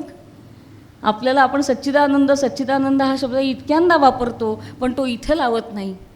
सत म्हणजे सत्य आहे, सत म्हणजे असणे, आहोत ना आपण, आहोत, अजून तरी आहोत, म्हणून सत, बरोबर. चित म्हणजे चैतन्य, आपण हसतोय, हात हलवतोय, खेळतोय, जेवतोय, झोपतोय, म्हणजे काय झालं, चैतन्य आहे, म्हणजे सत आहे, चित्त आहे. जर ह्या 2 गोष्टी असतील तर आनंद असलाच पाहिजे, आणि तो बाहेर नाही आहे तर तो इथे आहे, बरोबर. त्यामुळे आपल्याला गुरु ज्ञान देतो म्हणजे काय देतो, जाणीव करून देतो. बाबा रे तू सगळं बाहेर शोधतोयस, पण एकदा कधीतरी बघतो तुझ्यातच आहे, ही जाणीव करून देणं, ह्याला गुरुत्व म्हटलेलं आहे. आणि आई हा आपला पहिला गुरु का, ती आपल्याला वाढवते, जेवायला घालते, हे सगळं आहे हो. पण खरं सांगू, एक उदाहरण सांगते बघा, पट्टाय का. लहान मूल चालायला शिकतं तेव्हा आई कशी धरते, त्याची फक्त 2 बोटं धरते आणि चाली चाली चाली चाली चाली चाली करत त्याला चालवते, बरोबर. ती असं म्हणते का, आता एक काम कर, तुझा मागचा पाय जो आहे तसाच ठेवून पुढचा पाय 45 अंशात उचल, मग तो पुढे टाक, मग मागचा 90 अंशामध्ये उचल, मग तो पुढे. ते चालायचंच नाही हो बाळ. ती काय करते, फक्त त्याचा हात हातात धरते आणि चाली चाली चाली चाली करत त्याला फक्त एवढं दाखवून देते, चालण्याची ताकद तुझ्यात आहे. जाणीव करून देते की ते सगळं तुझ्यातच आहे. गुरु आपल्याला फक्त ही जाणीव करून देतो की तू सगळा परिपूर्णच आहेस. आणि म्हणून भारतीय अध्यात्मशास्त्र पूर्णावरती आधारलेलं आहे. उद्या बोलू परत त्याच्यावरती. म्हणजे गुरु काय करून देतो, जाणीव करून देतो. वसंतराव देशपांडे होते ना गायक, त्यांना लाहोरमध्ये एक गुरु होते, म्हणजे मुस्लिम गुरु होते. आणि वसंतरावांना वाटलं हे आपल्याला उत्तम शिकवतील, म्हणून वसंतराव हार बर्फी वगैरे सगळं घेऊन त्या गुरुच्याकडे गेले, वही बी घेऊन गेले. का, आता ते बंदिश शिकवतील, आरोहावरोहाचे पलटे लिहून देतील. ते म्हणाले हे सगळं ठेव इथे, म्हणाले चल माझ्याबरोबर. म्हणून ते गुरु वसंतरावांना घेऊन एका विहिरीपाशी आलेत. गायनातले मोठे गुरु, वसंतरावही उत्तम गाऊ शकणारे होते. आणि म्हणाले एक काम कर, आता या विहिरीत डोकावून बघ. ठीक आहे म्हणाले. वसंतरावांनी आत डोकावून बघितलं. म्हणाले इथे सा लाव. आणि विहिरीमध्ये सा लावला त्यांनी. आणि गुरु म्हणाले आता मी काय शिकवू तुला, तुला येतोय, तुझा षड्ज बरोबर लागलेला आहे. ज्याला षड्ज लावता आला त्याला गाणं आलं. षड्ज कुठून आला हो हा शब्द? आपली संस्कृत भाषा इतकी परिपूर्ण आहे. षड ज, मग ज म्हणजे जन्माला येणे. जचा अर्थ जन्माला येणे. म्हणून पंकज म्हणजे काय? कमळ. हल्ली कमळाला महत्त्व आहे म्हणून उदाहरण दिलं हो, पंकज. नाही नाही, त्याला काही फार महत्त्व नाही आहे. पंकज, पंक म्हणजे चिखल. चिखलातनं जन्माला येतं ते पंकज. बरोबर. पवनात्मज आहे ना, आता 2 तारखेला हनुमान जयंती. पवनात्मज, आत्मा म्हणजे आपण, आणि ज म्हणजे आपल्यापासून जन्माला आलेलं. तसं पवनापासून जन्माला आला तो हनुमंत. त्यामुळे ज म्हणजे जन्माला येणे. आणि म्हणून वसंतरावांना काय सांगितलं? षड ज. अरे तुझ्या एका स्वरातनं पुढचे 6 स्वर जन्माला येतात. आणि जर मूळच सुंदर असेल तर पुढचे सगळे स्वर उत्तमच येणार आहेत. 7 स्वरांचं जन्मस्थान तो 6 आहे. एकदा 6 चांगला लावता आला की रे उत्तम येणार, ग उत्तम येणार, म येणार, प येणार, ध येणार, नी येणार, आणि पुढचा 6 सुद्धा उत्तमच येणार. कारण षड ज, एका बिंदूतून 6 स्वर जन्माला येणार. तर मूळ बिंदू चांगला असेल, शुद्ध बीजापोटी फळे रसाळ गोमटी. जाणीव करून दिली वसंतरावांना, तुझ्याकडे उत्तम गाणं आहे, आता वाढव तुझं तू. गुरु काय करून देतो? गुरु ज्ञान देत नाही, गुरु जाणीव करून देतो. आणखीन एक प्रसंग सांगते, हनुमंताचा विषय निघाला म्हणून सांगते. सगळी मंडळी रामायणामध्ये सीतेचा शोध घेत घेत भारताच्या दक्षिण किनाऱ्यावरती आलेली आहेत. संपातींनी सांगितलं आहे की मला चाक्षुष्मती विद्येनं दिसलं आहे काय, सीता रावणाकडे आहे.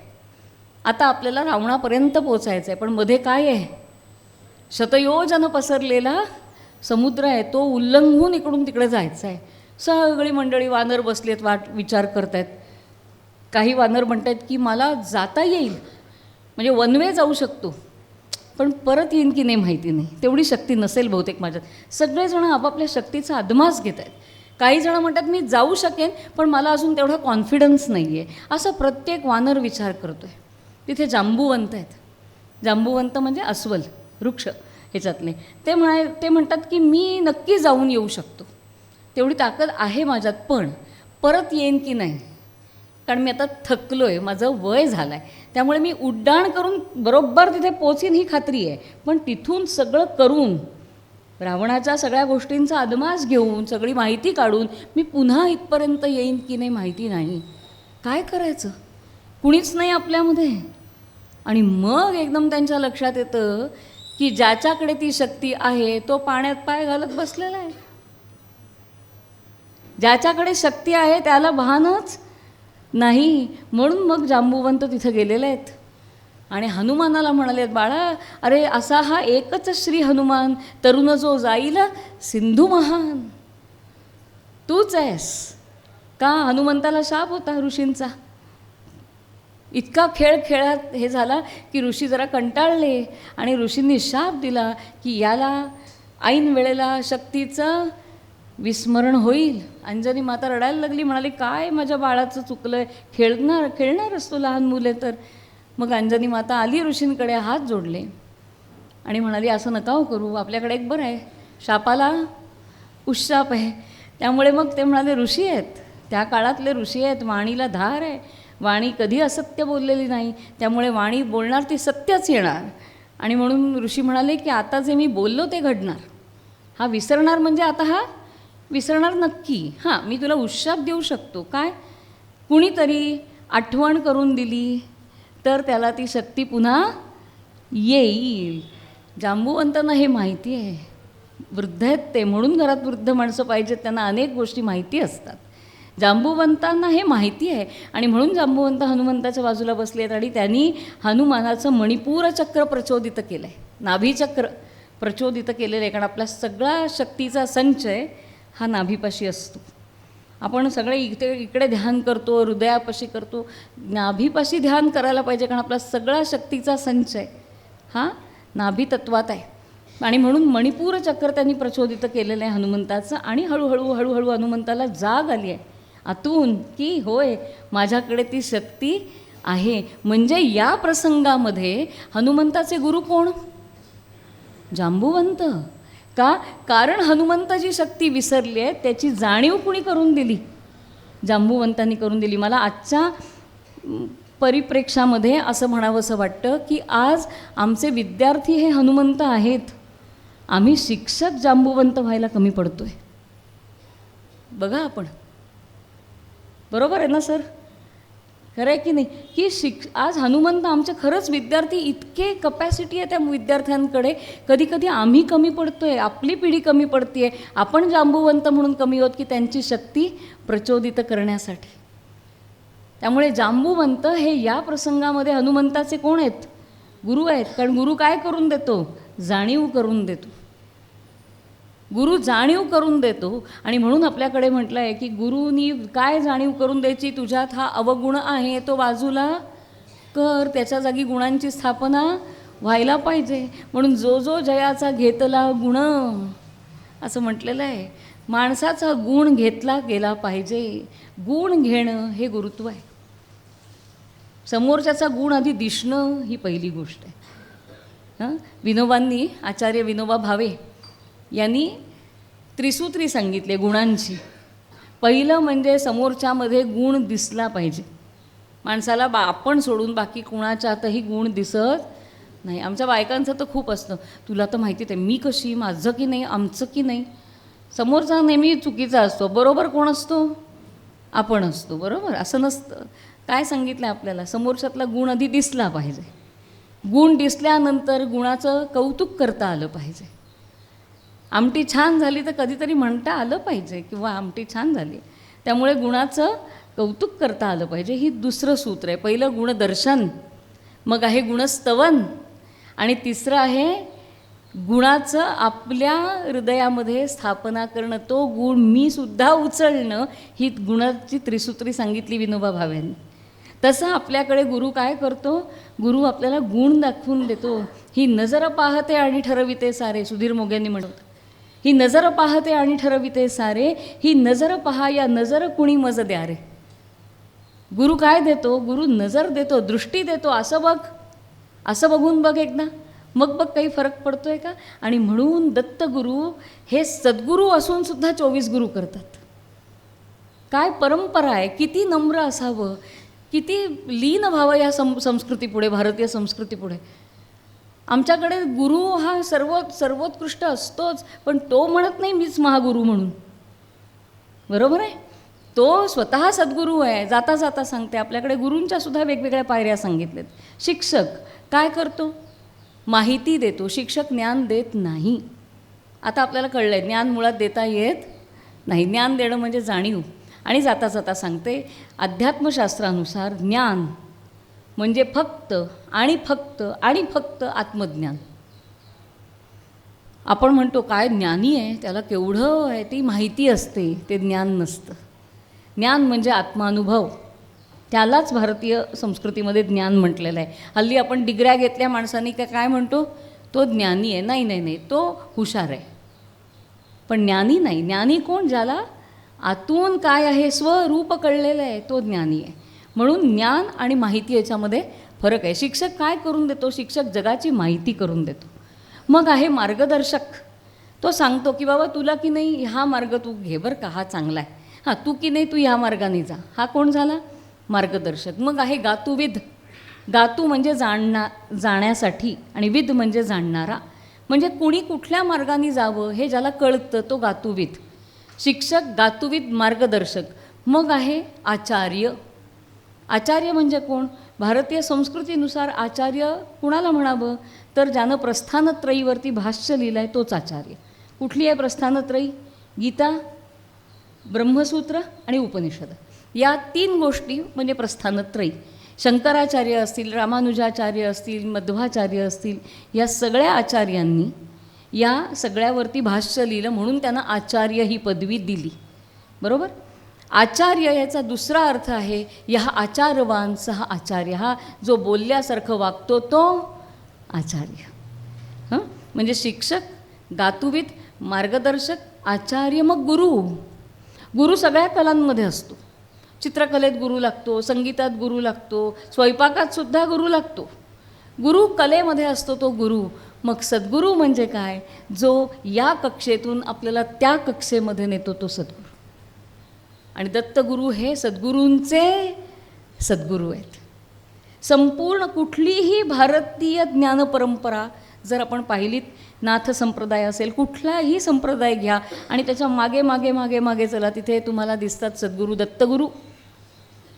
संपूर्ण भारतीय वेगवेगळ्या प्रणाली ज्या आहेत, ज्ञानप्रणाली, ह्याची उगमस्थान जर शोधायचं झालं तर ते कुणात आहे? दत्तगुरूंमध्ये आहे. सगळ्या परंपरेमध्ये कुठे ना कुठेतरी दत्तगुरूंनी प्रचोदित केलेल्या आहेत त्या सगळ्या. म्हणून त्या सद्गुरूंचे सद्गुरू कोण आहेत? तर दत्त महाराज आहेत. पण ते म्हणतात का मीच मोठा म्हणून? ते नाही म्हणत. ते म्हणतात नाही हो, नाही नाही छे, असं काय, मला 24 गुरु आहेत.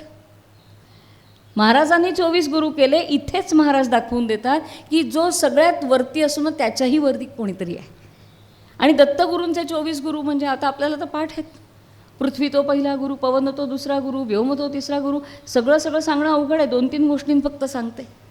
पृथ्वी तो पहिला गुरु कितीतरी सांगता येईल. नाथांनी पण याच्यावरती खूप सुंदर विवरण केलं आहे. पृथ्वी तो पहिला गुरु. रोज आपण भार वाढवतो आहे पृथ्वीवरचा. एकदा मुंबईत येऊन पहा. पहिले 3 मजल्यांच्या बिल्डिंग होत्या, आता 31 मजल्यांशी आम्ही बोलत नाही. 31 मजल्यांच्या बिल्डिंग आहेत, आता 45, आता 72. दररोज आपण या पृथ्वीवरचा भार वाढवतो आहे. तरीही ती बिचारी अजून स्थिर आहे. आपल्यावरचा भार कोणी वाढवला तर लगेच तक्रार सुरू. मग इतके दिवस स्वतः पोळ्या करायच्या, आता संध्याकाळच्या पोळ्यासुद्धा मलाच करायला सांगतात. मी आपलं साधं उदाहरण दिलं. सांगायचा मुद्दा काय, आपल्यावरचा भार थोडा वाढवला की आपण काय सुरू करतो? कुरकुर सुरू करतो. ही पृथ्वी इतका भार वाढवला तरी अजून कुरकुर करत नाही. म्हणजे न कुरकुरणं हा गुण कुणाकडनं घ्यावा? पृथ्वीकडनं घ्यावा. फक्त एवढंच नाही बरं का, या पृथ्वीमध्ये आपण 1 बी पेरतो, येतात किती बिया?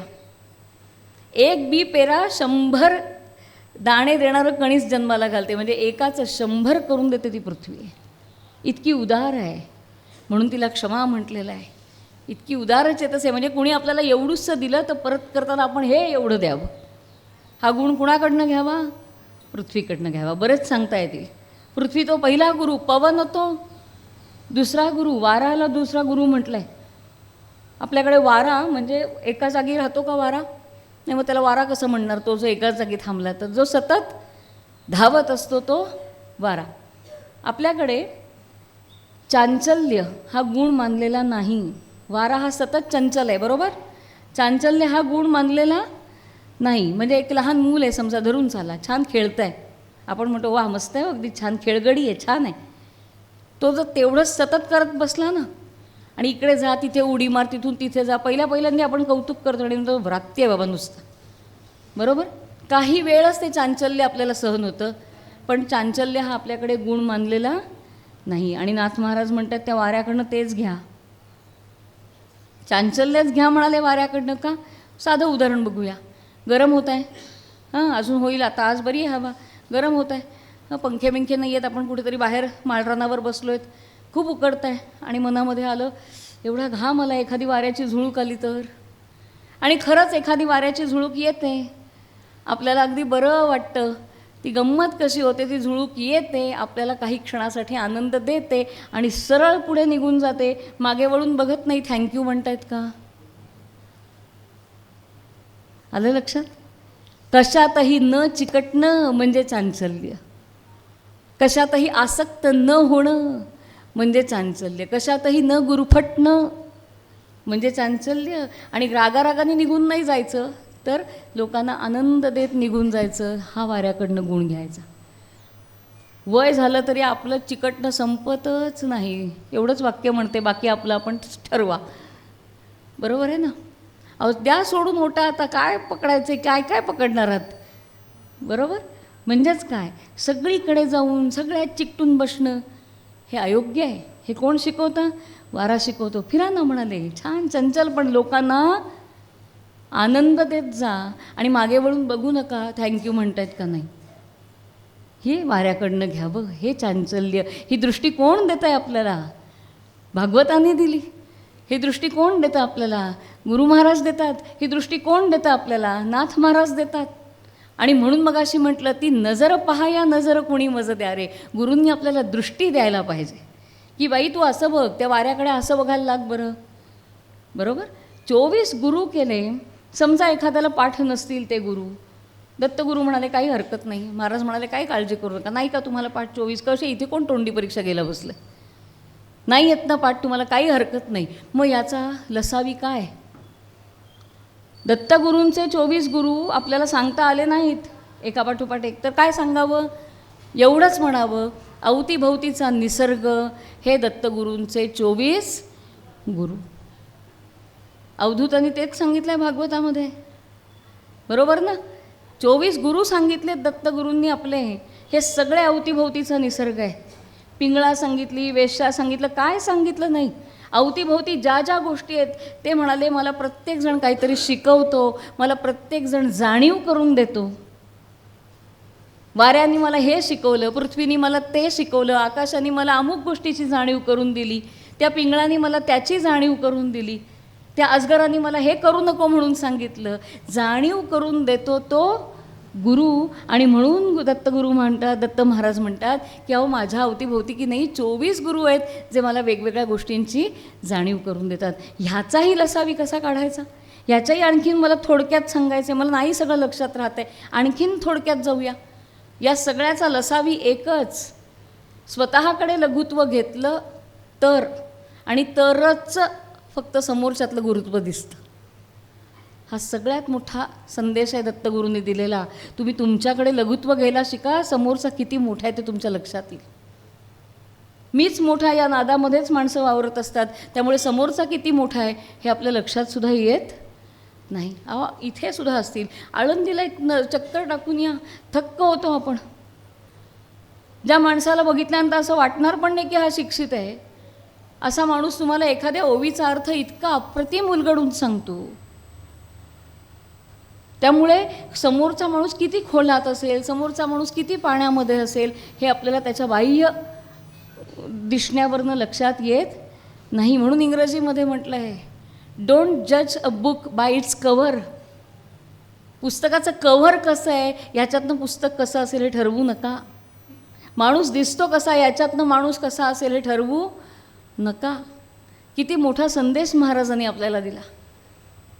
काय म्हणाले, प्रत्येकाकडनं काहीतरी शिकण्यासारखं आहे, तुम्हाला दिसतंय का तेवढं बघा. आपण काय करतो, त्याचा जो गुण घेण्यासारखा आहे ना तो सोडून त्याच्याविषयी सगळं बोलतो. तो जरा जादाच आहे, फारच बोलतो आहे, हल्ली आगाऊ झालं आहे, अमकं तमकं तमकं. अरे पण त्याचं सगळं परफेक्शनमध्ये असेल तर हे सगळं बंद करा आणि म्हणा ना की तो किती व्यवस्थित आहे, तेवढं घेऊया, बाकीचा फापट पसारा काय करायचा आहे. पण आपल्याला फापट पसाऱ्यातच मजा येते, त्याचं काय करणार. किती मोठा गुण सांगितला आहे आपल्याला महाराजांनी, काय घ्या. ज्ञानेश्वरीमधल्या सुद्धा कित्येक ओव्या आपल्याला हेच शिकवतात. एकदा कृष्णाने काय सांगितलं अर्जुनाला, अर्जुना फार प्रश्न विचारतोस बाबा तू, किती तुझी मतं, सारखे विचारलं की प्रश्न, हे असं आहे मग ते तसं आहे का, मग हे असं का नाही बाबा, अरे किती प्रश्न विचारशील, मग कसा हो. तर माळीये जेऊ ते नेले तेऊ ते निवांतची गेले, तैसा पाणीयासारखा होवावे का अर्जुना. अर्जुना अरे बास, किती तुझ्या मनात प्रश्न, किती हे संशय, नको. अरे जो आपला हितचिंतक आहे ना, मग ते आपले आईवडील असतील, ते आपले गुरुजन असतील, आपला गुरु असेल, जे हितचिंतक आहेत ना, त्या हितचिंतकांनी आपल्याला काही सांगितलं तर डोळे मिटून करावं.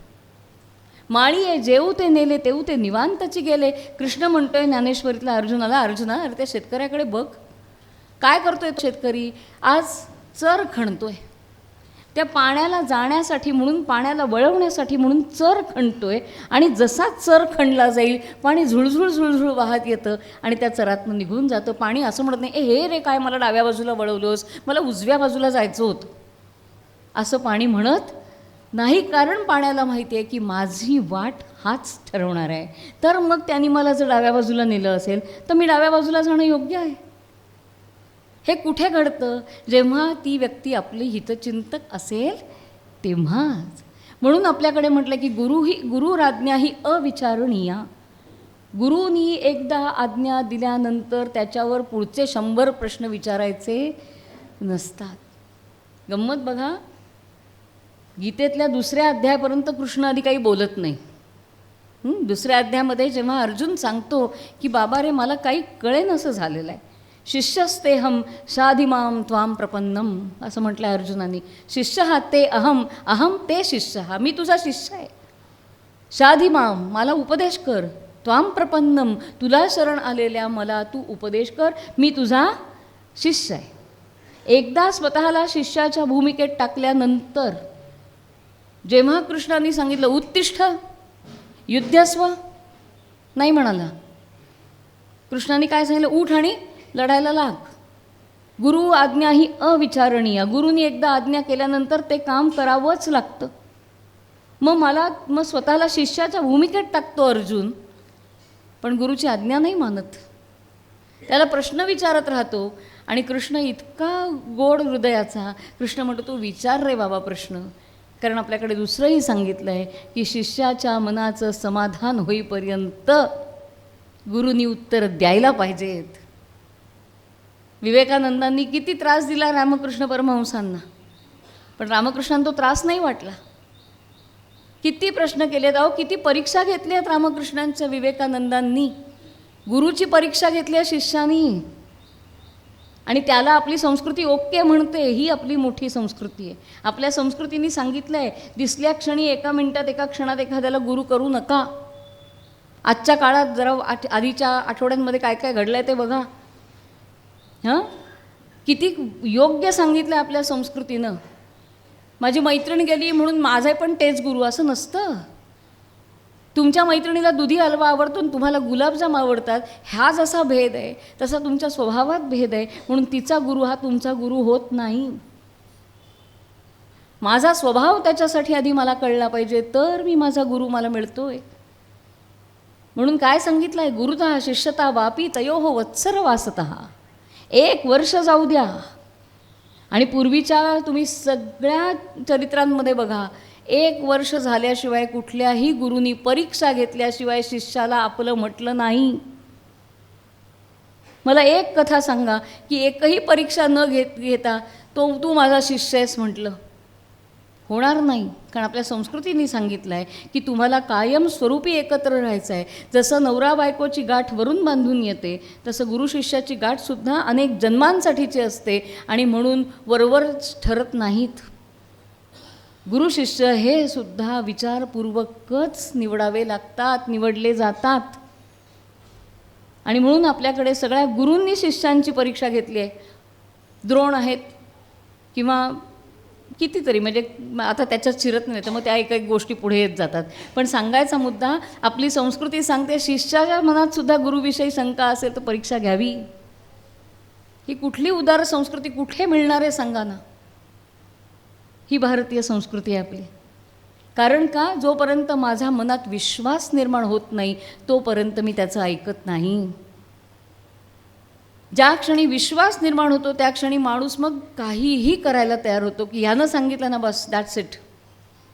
आणि म्हणून गुरु शिष्याच्या जोडीमध्ये सगळ्यात महत्त्वाचा असतो तो विश्वास. ही नजर कुणी द्यावी लागते, गुरूंनी द्यावी लागते. म्हणून दत्तगुरूंचं महात्म्य आहे सगळीकडे. दत्तगुरू मोठे आहेत का, दत्तगुरूंनी आपल्याला सांगितलं आहे की बाबा रे, जे जे तुला चांगलं दिसतं ते उचल, त्याला तू तुझा गुरु कर, आणि त्याच्याकडनं तेवढा गुण अवश्य घे. गदिमांची एक सुंदर कविता आहे गदी माडगुळकरांची. बिन भिंतींची उघडी शाळा लाखो इथले गुरु, बिन भिंतींची उघडी शाळा लाखो इथले गुरु, झाडे वेली पशुपाखरे त्यांची मैत्री करू. बघू बंगला तो मुंग्यांचा, सूर ऐकूया तो भुंग्यांचा, मजे मजेचे रंग दाखवित उडते फुलपाखरू. बिन भिंतींची उघडी शाळा लाखो इथले गुरु, लाखो इथले गुरु. आपला एक गुरु असतोच, पण बाकीचे सुद्धा गुरुच असतात. तो एक असतो तो सद्गुरू असतो, आणि बाकीचे असतात ते गुरु असतात. किती बारकावे आहेत, किती तपशील आहे ह्या सगळ्यामध्ये. म्हणजे गुरुतत्व समजून घेताना किती पदर उलगडावे लागतात बघा. हे गुरुतत्व. आणि मी मगाशी म्हटलं की काय करावं, स्वतःकडे लघुत्व घेतलं तर, आणि तरच समोरच्यातलं गुरुत्व दिसतं. ह्या लघुत्वावरून एक गोष्ट आठवली. ज्ञानोबा महाराज इतकं सुंदर सांगतात एका ठिकाणी, म्हणे काय असं म्हणू नका गुरु काही घेत नाही, गुरु पण घेतोच. अहो जगाचा नियम आहे, घेतल्याशिवाय कुणी देत नाही. बरोबर. नामदेव महाराजांनी म्हटलं होतं, त्यांचं तर विठ्ठलाशी अखंड भांडण. नामदेव महाराजांचे आपण गाथेत बघा, सारखे रुसवे फुगवे चालू असतात त्यांचे त्या विठ्ठलाशी. ते एका ठिकाणी म्हणतात, घेसी तेव्हा देशी ऐसा अससी उदार. तुला आम्ही उदार म्हणायचं, आधी घेतोस आणि मग देतोस, म्हणजे आधी घेतल्याशिवाय देत नाही. ज्ञानोबा म्हणतात, गुरुला पण एवढं उदार बिदार समजू नका हां, गुरुसुद्धा घेतल्याशिवाय देत नाही. पण ज्ञानोबा आहेत बोलणारे, त्यामुळे गुरु काय देणार आहे याच्यासाठी आपल्यात उत्सुकता आहे निर्माण झालेली, की गुरु काय घेतो, काय घेतो आणि काय देतो. तर ज्ञानोबांनी इतकं छान सांगितलं. ज्ञानोबा म्हणाले, गुरु तुमच्यातलं लघुत्व काढून घेतो आणि तुम्हाला गुरुत्व बहाल करतो. तुमच्यातले कमीपणा काढून घेतो, तुमच्यातल्या ज्या खामी आहेत त्या काढून घेतो आणि तुम्हाला परिपूर्ण करतो तो गुरु. किती सुंदर आहे हां. गुरु घेतल्याशिवाय देत नाही. मला आजच्या काळातलं एक सुभाषित आठवतं. एका सुभाषितकारांनी असं म्हटलं आहे, बहवहा गुरवहा लोके. भरपूर गुरु आहेत जगामध्ये. बहवहा गुरवहा लोके शिष्य वित्तापहारकाः. शिष्याचं वित्त घेणारे पुष्कळ गुरु आहेत म्हणाले. बहवहा गुरवहा लोके शिष्य वित्तापहारकाः दुर्लभस्य गुरुर्लोके. पण तो गुरु दुर्लभ आहे, शिष्य चित्तापहारकाः. शिष्याचं चित्त जिंकून घेणारा गुरु मात्र दुर्लभ आहे. त्यामुळे गुरु शिष्याचं नातं कसं चालतं आहे बघा. कबीरजींनी काय सांगितलं एका ठिकाणी, शिष्य तो ऐसा चाहिए गुरु को सब कुछ दे. शिष्यानं सगळं दिलं पाहिजे गुरुला. शिष्य तो ऐसा चाहिए गुरु को सब कुछ दे. गुरु तो ऐसा चाहिए शिष्य का कछु न ले. अशी जोडी जेव्हा जुळते तेव्हा ती गुरु शिष्याची जोडी होते. एक द्यायला तयार आहे आणि एक घ्यायला सुद्धा नको म्हणतोय. अशा जोड्या पूर्वीच्या भारतात होत्या. हल्ली असं सांगायला लागतं हं. आपल्याला रघुकौत्साची गोष्ट माहिती आहे. रघुराजाकडे आलाय कौत्साच्या गुरूंनी दक्षिणा मागितली किती, 14 कोटी. आता हा गरीब मुलगा, तो कुठून आणणार 14 कोटी. तो गेला रघुराजाकडे. पूर्वीच्या काळी मुलं म्हणजे राजांकडे जायची, कारण राजा देणारा होता. त्यामुळे राजाकडे गेलेली आहेत. आणि राजा म्हणाला, रघुराजा म्हणाला, अरे एरवी आला असता तुला असेच दिले असते 14 कोटी. पण परवाच यज्ञ संपला आहे आणि यज्ञानंतर राजा राणींनी अवभृत स्नान करायचं असतं. अवभृत स्नान म्हणजे काय, तर सगळी संपत्ती देऊन टाकायची असते योग्य जागी. आणि राजांनी ते सगळं दिल्यानंतर स्नान करायचं असतं. तिजोरी रिकामी करायची असते राजांनी. कुणासाठी, आपल्याच नातेवाईकांसाठी नाही, समाजासाठी, जनकल्याणासाठी द्यायची असते. चांगले उपक्रम राबवायचे असतात आणि मग आंघोळ करायची असते. त्याला अवभृत स्नान म्हणतात. रघुराजा म्हणतो, अरे परवाच यज्ञ संपला, कालच मी अवभृत स्नान केलं, माझ्या तिजोरीत काही नाही बाबा. कौत्स म्हणतो, मी काय करू, मी गुरुला शब्द दिला आहे, काय काळजी करू नकोस म्हणाला. आलायस ना राजाकडे, राजा तुझी काळजी घेईल. आणि म्हणून राजाने ठरवलं कुबेरावरती स्वारी करायची. रघुराजा ठरवतो कुबेरावर स्वारी करायची. इकडे कुबेराला कळतं की रघुराजा स्वारी करायला येतो. तो घाबरतो. तो म्हणतो की नको बाबा, त्यापेक्षा त्याला किती हवे आहेत, 14 कोटी दुप्पट देऊ. म्हणून रात्रीच रघुराजाच्या अंगणामध्ये 28 कोटी, म्हणजे असा आकडा कुठे लिहिला नाही, मी आपलं गमतीत म्हणते 28 कोटी, इतकी भरभरून मोहरा पडतात बरं का. रघुराजा आश्चर्यचकित होतो. रघुराजाला कळतं की कुबेराने अशीच वृष्टी केली. रघुराजा कौत्साला बोलावतो, म्हणतो की घे बाळा घे, हे सगळं तुझं आहे. बघा, त्याला हव्यात 14 कोटी, त्याच्या कितीतरी पटीनी पडलं आहे. पण राजा असं म्हणत नाही, तू त्यातल्या मोजक्या 14 कोटी घे आणि हे माझ्या ह्याच्यात टाकतं. म्हणतो तुझ्यामुळे झालं आहे, तुझं आहे, घेऊन जा. हां, हे राजा म्हणतो. कौत्स म्हणतो त्याच्या 14 कोटीच्या वरती एक घेणार नाही. आणि हे माझ्यासाठी नाही, माझ्या गुरूंसाठी. अशा जोड्या भारतात होत्या. हे तुझं आहे, तू घेऊन जातो म्हणतो, मी नाही घेणार. हे असं होतं. तसं कबीरजी सांगतायत, शिष्यानी सगळं दिलं पाहिजे आणि गुरुनी काहीही घेता कामा नये. शिष्य वित्तापहारकाः. काय आनंदाची गोष्ट असेल. आणि म्हणून काय म्हणूयात त्याला की आचार्योपासन नावाचा एक भाग येतो ज्ञानेश्वरीमध्ये, आपण जरूर वाचा. की शिष्यानी गुरुला काय द्यावं, शिष्यानी गुरुप्रती कसं असावं, असा जर प्रश्न आपल्या मनामध्ये असेल तर आताच्या काळात मी एक गोष्ट सांगते मात्र, की आताच्या काळात हे अवघड आहे करणं. कारण आता आपण त्या पद्धतीत राहत नाही, गुरु शिष्य किंवा अशा पद्धतीत आपण तसं राहत नाही.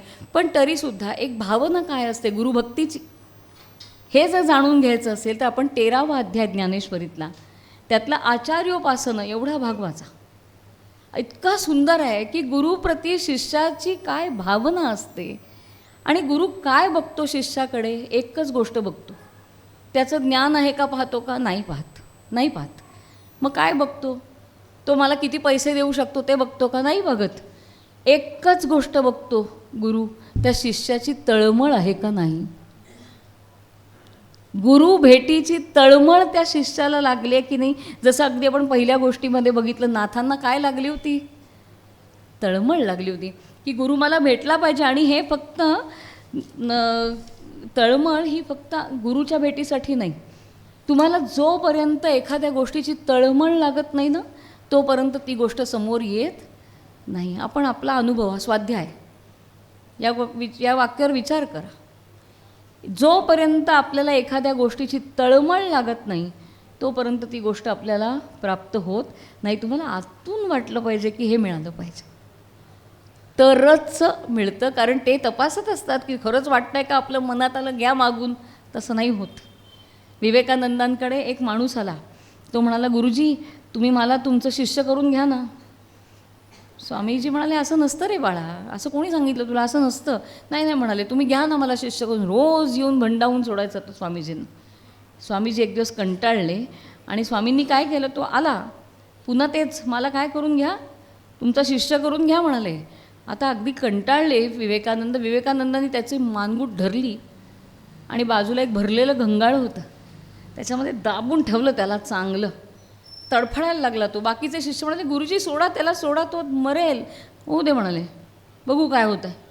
आणि म्हणून दाबून ठेवलं. आता अगदी शेवटची घडी, शेवटचा श्वास, अशा वेळेला विवेकानंद त्याला बाहेर काढतात आणि विवेकानंद विचारतात, काय झालं तुला. तो म्हणाला, मला श्वासाची आस लागली, मी कधी श्वास घेतोय असं झालं. विवेकानंद म्हणतात, जेव्हा गुरुच्या बाबतीत असं होईल तेव्हा ये आणि मग तुला सांगावं लागणार नाही, तेव्हा तू म्हणायच्या आधीच तू माझा शिष्य झालेला असशील. ती तळमळ पाहतात गुरु, तळमळ पाहतात. गुरुचरित्रातला पहिला अध्याय काय आहे, नामधारकाची तळमळच आहे ना सगळी.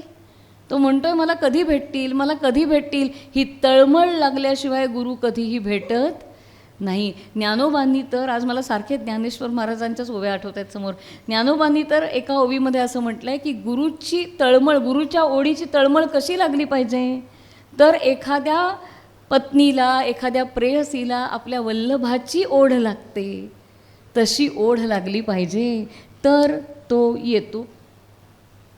हे आपल्याला तसं काय म्हणू ना, पटकन पचत नाही की एखाद्या प्रेयसीला जशी आपल्या वल्लभाची ओढ लागते तशी शिष्याला गुरुची ओढ वाटली पाहिजे.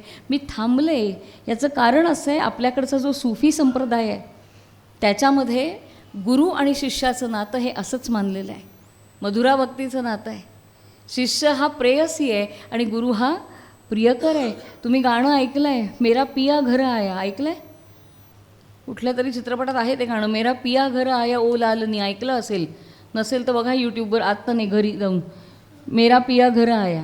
त्याच्यामध्ये त्या चित्रपटात जी वाट लावायची ती लावलीच आहे त्या गाण्याची, पण मुळामध्ये हा बाबा बुल्ले शहांचा कलाम आहे. बाबा बुल्ले शाह हे सूफी गुरु आहेत, त्यांचा हा कलाम आहे आणि त्यांचे गुरु आले आहेत घरी, त्याचा आनंद त्यांना झाला आहे आणि म्हणून ते म्हणतात मेरा पिया घर आहे.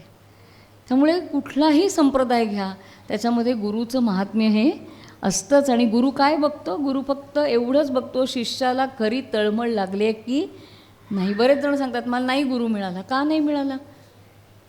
आपल्याकडे आपल्या अध्यात्मात तेही सांगितलं आहे, तूच शोध का नाही मिळाला ते.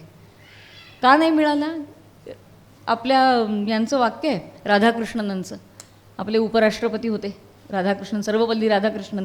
त्यांनी एका भाषणामध्ये म्हटलं आहे की मास्टर विल ॲपियर, गुरु येईल. मास्टर विल ॲपियर कधी?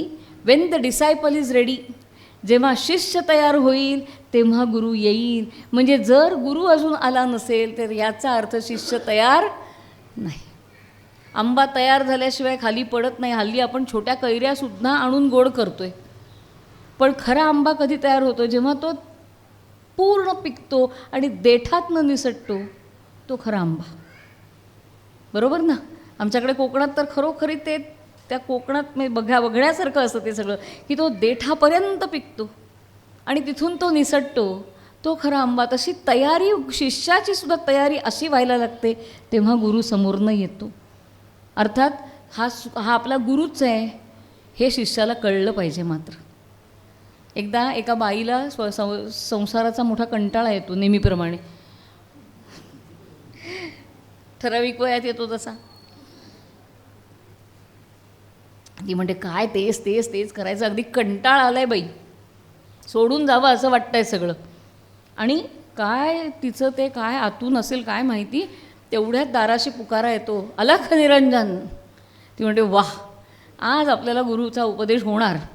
आणि म्हणून ती एका पातेल्यामध्ये, तसराळ्यामध्ये शिधा घेते आणि त्या गुरुच्या, तो जो कोण आलेला असतो अलख निरंजन नाथपंथीय, त्याच्या जोळीमध्ये तो शिधा घालते आणि सगळं सांगते नेहमीप्रमाणे. असं होतं, तसं होतं, सून अशी वागते, अमका असं वागतं, तसं. तर तो त्या भांड्याकडे बघतो आणि म्हणतो, बाई, भांडं स्वच्छ नाही. ती म्हणते, काय या माणसाचं, मी काय सांगते, हा काय सांगतोय, जाऊ दे म्हणे, असेच असतात म्हणाले. झालं. दुसऱ्या दिवशी पुन्हा 12 वाजता तसाच पुकारा होतो, अलख निरंजन. ती पुढे होते, पुन्हा तेच, पुन्हा ती सगळं सांगते, पुन्हा तो त्या भांड्याकडे बघतो आणि म्हणतो, बाई, भांडं स्वच्छ नाही. हे 4 दिवस होतं. 5व्या दिवशी ती म्हणते, आता बोलायला जागाच ठेवणार नाही, म्हणून चिंच बिंच लावून पातेलं भांडं आतून घासून घासून काढते की अगदी त्याचं प्रतिबिंब दिसलं पाहिजे, एवढं उजळून ठेवते ते भांडं. अलख निरंजन पुकारा होतो. ती पुन्हा तो शिधा घेते आणि दाखवत दाखवत दाखवत भांडं, की बघा तुम्ही पण दिसताय, असं ते भांडं त्याच्या जोडीत रिकामं करते. पुन्हा आपली सगळी कहाणी सांगते आणि म्हणते, मला काहीतरी उपदेश करा. तो म्हणतो, बाई, भांडं अस्वच्छ आहे. ती म्हणते, आज मात्र कहर झाला या माणसाचा. म्हणतो, तुम्ही बाबा शुद्धीत आहात का, बघा हे भांडं बघा. म्हणाले, मी तुम्हाला उपदेश करा सांगते आणि तुम्ही काय रोज माझ्या भांड्यावरती बोलताय. अरे, तो म्हणतो, बाई, अगं किती वेडी आहेस तू, मी पहिल्या दिवशीपासून उपदेशच करतोय. बाई, भांडं स्वच्छ नाही. आता तू ते ह्या भांड्याला लावशील हे कुणाला माहिती. मी मनाच्या भांड्याविषयी बोलत होतो, तू शिध्याच्या भांड्याविषयी समजून घेतलंस म्हणून गडबड झाली. हे भांडं उजळवायला अगदी चिंच बिंच लावून तू भांडं उजळवलंस, पण मनाच्या भांडाला कामक्रोधादी डाग पडलेत, त्याचं काय करशील. ते कधी उजळवशील, जेव्हा मनाचं भांडं स्वच्छ होईल, तेव्हा तुला संसारसुद्धा आनंदाचा वाटेल. म्हणजे गुरु रोज दाराशी येत आहेत, पण तो गुरु आहे हे ओळखण्याची सुद्धा क्षमता असावी लागते. किती महत्त्वाची गोष्ट आहे. त्यामुळे एखादा, आमचे सर होते बरं का, भातखंडे सर, त्यांचंच सांगते. एकदा त्यांच्याकडे एक बाई आल्या आणि आमचा अभ्यास चालू होता. तर सरांना त्यांनी काहीतरी एक प्रश्न विचारला होता. सरांनी त्याच्यावर त्यांना काही जप सांगितला होता, काही उपदेश केला होता. तर सरांनी त्यांना विचारलं की, बाई, मी सांगितलेलं करताय ना तुम्ही. तर त्या म्हणाल्या, अहो खरं सांगू का सर, इतकं असतं, त्या नातवाला शाळेत सोडा, त्याची बस यायच्या वेळेला तिथे जा, मग त्याचे डबे करा, ते आमच्याकडे लिस्ट असतेच तयार. ती सगळी त्या काकूंनी ऐकवली. त्यामुळे खरं सांगू का, कधी अधेमध्ये वेळ मिळतो, मी काही रोज करत नाही वगैरे सगळं झालं. सरांनी एवढंच विचारलं, चहा पिता का. हो म्हणाले, पिते. त्यांना कळलंच नाही की सरांनी हा प्रश्न का विचारला अचानक. त्या गेल्या निघून. मग सर आम्हाला म्हणाले, मी त्यांना काय प्रश्न विचारला तुम्हाला तरी कळला का. म्हटलं, आम्हाला थोडं थोडं कळलं सर. काय. सर म्हणाले, म्हटलं, आम्ही आता मोठ्या माणसासमोर बोलणंही बरोबर नसतं. आम्ही म्हटलं, सर आम्हाला थोडंसं कळलं आहे, पण तुम्हीच सांगा. त्यावर सर म्हणाले, चहा प्यायला रोज वेळ काढता येतो, पण जी छोटीशी साधना सांगितली आहे ती करायला वेळ मिळत नाही. सबबी देता येतात, पण जी उन्नतीसाठी आहे ती करायला वेळ नाही. म्हणजे खरंच वेळ नसतो का माणसाकडे. गुरु असा असतो, तुम्हाला तो योग्य ठिकाणी बोट ठेवून तुम्हाला तो बरोबर उपदेश करतो. आणि असा गुरु प्रसन्न झाल्यानंतर काय मागावं ही सगळ्यात महत्त्वाची गोष्ट आहे. काय मागावं गुरुकडे. अनेकांनी अनेक गोष्टी मागितल्या. सगळ्यात महत्त्वाचं म्हणजे गोंदवलेकर महाराज म्हणायचे तसं, की लोक येतात माझ्याकडे आणि येऊन सारखं स्वतःच्या प्रपंचाचीच गाऱ्हाणी मांडत बसतात. म्हणाले, मी इथे कस्तुरीचा बाजार मांडून बसलो आहे आणि लोक फक्त हिंग मिरं विकत घ्यायलाच येतात. काय सुंदर विधान आहे पहा. मी कस्तुरीचा बाजार मांडून बसलो आहे, मी कस्तुरी द्यायला तयार आहे आणि लोकांना हिंग मिऱ्याचंच पडलेलं आहे, हे सगळं हिंग मिऱ्याचं गिऱ्हाईक आहे म्हणाले. पण मी महाराजांना म्हटलं की अहो बरोबर आहे ना, शेवटी आम्हाला प्रपंचातल्या अडचणी सुटल्याशिवाय आम्ही अध्यात्मात पाऊल कसं टाकणार, बरोबर आहे का नाही. पण म्हणजे गुरु प्रसन्न झाल्यानंतर काय मागावं हा एक अतिशय मोठा प्रश्न आहे. याच्यासाठी सुद्धा पुन्हा सांगते, जर आपल्याला ह्याचं उत्तर हवं असेल वेगळ्या अर्थाने, तर पुन्हा एकदा ज्ञानेश्वरीतला 13वा अध्याय आणि आचार्योपासनम जरूर वाचा, जरूर वाचा. ज्यांना कुणाला म्हणजे आपलं गुरुचरित्रात आहे, सगळीकडे आहे, पण मुद्दाम वाचा. ज्ञानोबांचं म्हणणं काय बघा, की ते काय सांगतात माहिती आहे गुरुला, गुरु तू माझ्यावर प्रसन्न झालास ना, तर मी एवढंच मागेन की तुझा परिवार आता मी झालो पाहिजे. हां, म्हणजे त्यांनी एका ठिकाणी म्हटलं आहे तुझ्या खडावा मी झालो पाहिजे, तो खडावा देणारा मी झालो पाहिजे, तो घालणारा मी झालो पाहिजे, तुला विडा करून देणारा मी झालो पाहिजे, आणि विडा खाऊन झाल्यानंतर तुझं तस्तसुद्धा मी झालो पाहिजे. माझी ओंजळ मी तुझ्या समोर धरीन, तुला थुंकावंसं वाटलं तर. इतकी लीनता ज्ञानोबांकडे आहे. त्याशिवाय गुरु प्रसन्न होत नाही. पण म्हणून म्हटलं काय मागावं असा जर प्रश्न असेल ना, तर असं मागावं. जाता आता सांगते, हे स्थान आहे की नाही माहिती नाही, पण तरी सांगते की आमीर खुसरो होते ना गायक आपल्याकडचे, ज्यांनी तराणा वगैरे आणला, त्या आमीर खुसरोंचे गुरु होते हजरत निझामुद्दीन. हां, आता धर्मबिर्म आत्ता इथं मध्ये आणू नका, एक गुरु शिष्याची जोडी म्हणून ऐका. हल्ली सगळीकडे मला हे सांगावं लागतं आणि गरजच तशी आहे, कारण दिवस तसे आलेले आहेत आणि म्हणून आपल्याला जागरूकतेनं ऐकायचं आहे हे सगळं. हे फक्त गुरु शिष्याच्या जोडीसाठी सांगते. हां, बाकी धर्माची महत्त्व नाही सांगत आहे त्यांच्या. मला एवढंच म्हणायचं आहे की आमीर खुसरो साहेब हजरत निजामुद्दीनांचे शिष्य होते आणि एक दिवस हजरत निजामुद्दीन त्यांना असं म्हणतात आमीर खुसरोंना की बेटा मैं बहुत खुश हूँ, दिल करता है कि तुम्हें कुछ दे दूँ, मांग लो, तुम्हें जो चाहते वो मुझसे मांग लो. ते पूर्वीचे गुरु शिष्य वेगळे होते. गुरुनी माग म्हटल्यावर मागणारा शिष्य नव्हता. ते म्हणाले की मैं आपसे क्या मांग लूँ, जो भी कुछ मुझे हासिल है वो बस आपकी रहमत है, वो बस आपकी दया है, तो मैं आपसे और क्या मांग लूँ. गुरु म्हणाले आज तो तुझे कुछ मांगना ही पडेगा. बघा ही सब परीक्षा असते. आज तो तुझे कुछ मांगना ही पडेगा. अजिबात सोडलं नाही गुरुनी त्याला, तू मागच म्हणाले काहीतरी. शेवटी थांबले खुसरो आणि म्हणाले की ठीक है, अगर आप मुझे इतना ही फरमा रहे हैं तो बस आप एक ही दुआ दे दीजिए. काय दुआ द्या म्हणाले कि मेरे मुंह से निकला हुआ हर एक लफ्ज़, मेरे मुंह से निकली हुई हर एक कव्वाली, मेरे मुंह से निकला हुआ हर एक कलाम आपके दिल इतना शिरी हो जाए. म्हणजे तुमच्या हृदया एवढा गोड व्हायला पाहिजे.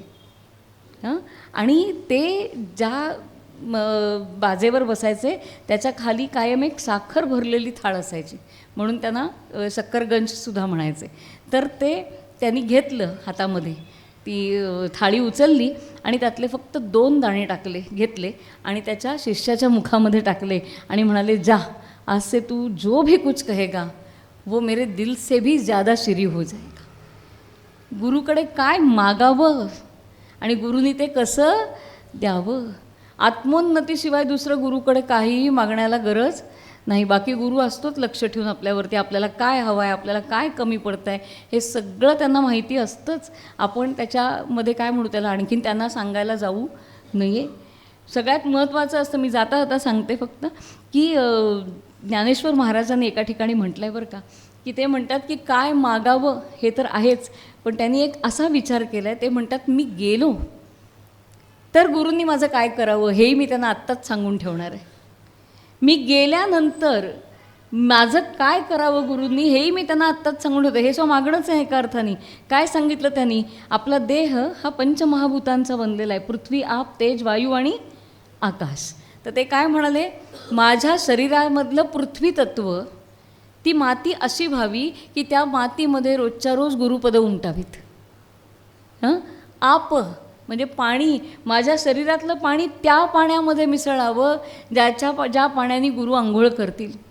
पृथ्वी, आप, तेज, तेज म्हणजे तेज, तर ते म्हणतात की माझ्या अंगातलं तेज त्या दिव्यामध्ये विलीन व्हावं ज्या दिव्यानं गुरुला रोज ओवाळलं जाणार आहे. पृथ्वी, आप, तेज, वायू म्हणे माझ्या शरीरातलं वायुतत्व त्या वाऱ्यामध्ये विसळावं ज्याच्या खाली बसून गुरु पहुडणार आहेत, त्या विंझण वारा होण्याची संधी गुरूंनी मला द्यावी. पृथ्वी, आप, तेज, वायू आणि आकाश. आकाश म्हणजे पोकळी. ज्ञानोबा म्हणतात, माझ्या अंतरंगामधल्या आकाशतत्वाचं गुरूंनी काय करावं, तर ते ज्या खोलीमध्ये बसतील त्या खोलीमधली पोकळी ही माझ्या अंतरंगामधली असावी आणि त्यांच्या हृदयाच्या पोकळीमध्ये एक अंश तरी का होईना माझं प्रतिबिंब दिसावं. याहून आणखीन गुरुकडे काय मागावं. किती सुंदर आहे, किती वरच्या पातळीवरती गुरु आपल्याला नेऊन ठेवतात. गुरुचरित्रामध्ये सुद्धा तो काय सांगतो की माझी गुरुभक्ती वाढावी, या पलीकडे माझं दुसरं मागणं नाही. एकदा एका गुरूंनी, जाता एक गोष्ट आठवली म्हणून, हे गुरु तत्व असंच आहे, खो देतात, एक गोष्ट दुसऱ्याला खो देत जाते. एकदा एका शिष्याचं शिक्षण पूर्ण होतं आणि तो गुरुला म्हणतो, माझ्याकडे काहीतरी घ्या ना तुम्ही माझ्याकडनं. तर नेहमीप्रमाणे गुरु म्हणतात, अरे तू सगळं दिलंस अमकं तमकं वगैरे. शिष्य म्हणतो, नाही तू काहीतरी घ्याच. मग गुरु म्हणतात, ठीक आहे, मग एक गोष्ट दे म्हणाले. काय? जे तू घडवलंयस ते दे, ज्याच्यात देवाचा हात नाही असं काहीतरी दे. बरं म्हणाला. जातो घरी, आईला सांगतो आणि म्हणतो, आई आपण मिठाई करूया का गं? आई म्हणते, अरे मिठाई करायची म्हणजे दूध गाईचं, त्याला देवाचा हात लागला आहे. आपण काही दूध निर्माण करत नाही गाईच्या आचळामध्ये, म्हणजे ते कुणाचं? देवाचं. मग फळं देऊ का म्हणाले, फळं ह्याची, अमकं देऊ का? शेवटी रिकाम्या हाताने शिष्य आलेला आहे. रिकाम्या हाताने शिष्य आलेला आहे आणि गुरु म्हणतात, हे काय, काहीच आणलं नाहीस तू आणणार होतास ना काहीतरी. तर शिष्य म्हणाला, अहो मी खूप विचार केला गुरुजी, ज्याच्यामध्ये देवाचा हात नाही असं काही मला सापडलंच नाही. ते मला नाही, आता नाही सोडणार, आता तू मला काहीतरी द्यायलाच पाहिजेस, आता न देऊन नाही चालणार म्हणाले. शिष्य अगदी काय म्हणतात ना, घायकुतीला येतो, रडायला येतं त्याला. तो म्हणतो, नका हो गुरुजी असं करू, मला सोडा, मला नाही काहीच नाही म्हणाले, आता नाही सोडणार आहे. एवढा मला हट्ट का केलास, काहीतरी घ्या, आता देच. शिष्य वेड्यासारखा विचार करतोय, काही सुचत नाही आहे. मग गुरु हसतात आणि गुरु म्हणतात, किती वेडा आहे सरे, जे देवाने निर्माण केलं नाही असं काहीतरी मला दे, मी सांगतोय, तुला लक्षात येत नाही आहे. नाही म्हणाले, लक्षात आलं. तर म्हणाले, हे बघ, तुझ्या अंतरंगातला जो अहंकार आहे ना, तो देवाने निर्माण केलेला नाही, तो तू निर्माण केलेला आहेस, तो मला समर्पित करून टाक. त्यामुळे गुरुकडे काय मागावं, एकच मागावं, अहंकार संपून जाऊ दे. कारण अहंकार हा त्याच्या आणि आपल्यामधला सगळ्यात मोठा अडथळा जो आहे तो अहंकार आहे. कबीरजींचाच दोहा आहे. कबीरजी म्हणतात, प्रेम गली अति साकरी, जामे दोन समाय. प्रेमाची वाट खूप अरुंद आहे म्हणाले, इतकी अरुंद आहे ज्याच्यामध्ये दोन माणसं नाही राहू शकत, एकच जाऊ शकतो. जसं अशी धाराव्रत म्हणजे तलवारीवरती चालणं. हां, त्याच्यावर दोन माणसं नाही चालू शकत, एकाला चालणं मुश्किल. प्रेम गली अति साकरी, जामे दोन समाय. जब मैं था तब हरी नाही, अब हरी है तो मैं नाही. जोपर्यंत मी आहे तोपर्यंत हरी गवसणार नाही, तो गुरु मिळणार नाही. आणि म्हणून आपण गुरु भेटल्यानंतर काय मागावं, तर एवढंच मागावं की माझ्यातला अहंकार नाहीसा होऊ दे. म्हणून आपल्याला, आपण जेव्हा वाचू ना, तुम्ही वाचाल जेव्हा ज्ञानेश्वरांचं, तेव्हा आपल्या लक्षात येतं त्याला 3 छंद लागतात शिष्याला. कुठले? एक गुरुचा छंद लागतो, एक गुरुच्या सहवासाचा छंद लागतो आणि तिसरं गुरुच्या सेवेचा छंद लागतो. आपल्याकडे गीतेमध्ये म्हटलं आहे की ज्ञान कसं मिळतं, अंतरंगामधनं जाणीव कधी प्राप्त होते, तर गीतेमध्ये 3 साधनं सांगितलेत. प्रणिपातेनं, परिप्रश्नेनं आणि सेवया. नमस्कार करावा गुरुला, शरण जावं की गुरु ज्ञान देतो, किंवा प्रश्न विचारावेत जसं अर्जुनाने विचारले. म्हणून प्रणिपातेनं, परिप्रश्नेनं आणि न जमल्यास सेवया. संपूर्ण गुरुची संपूर्ण सेवा करावी. गुरु सेवेने खुश होतो.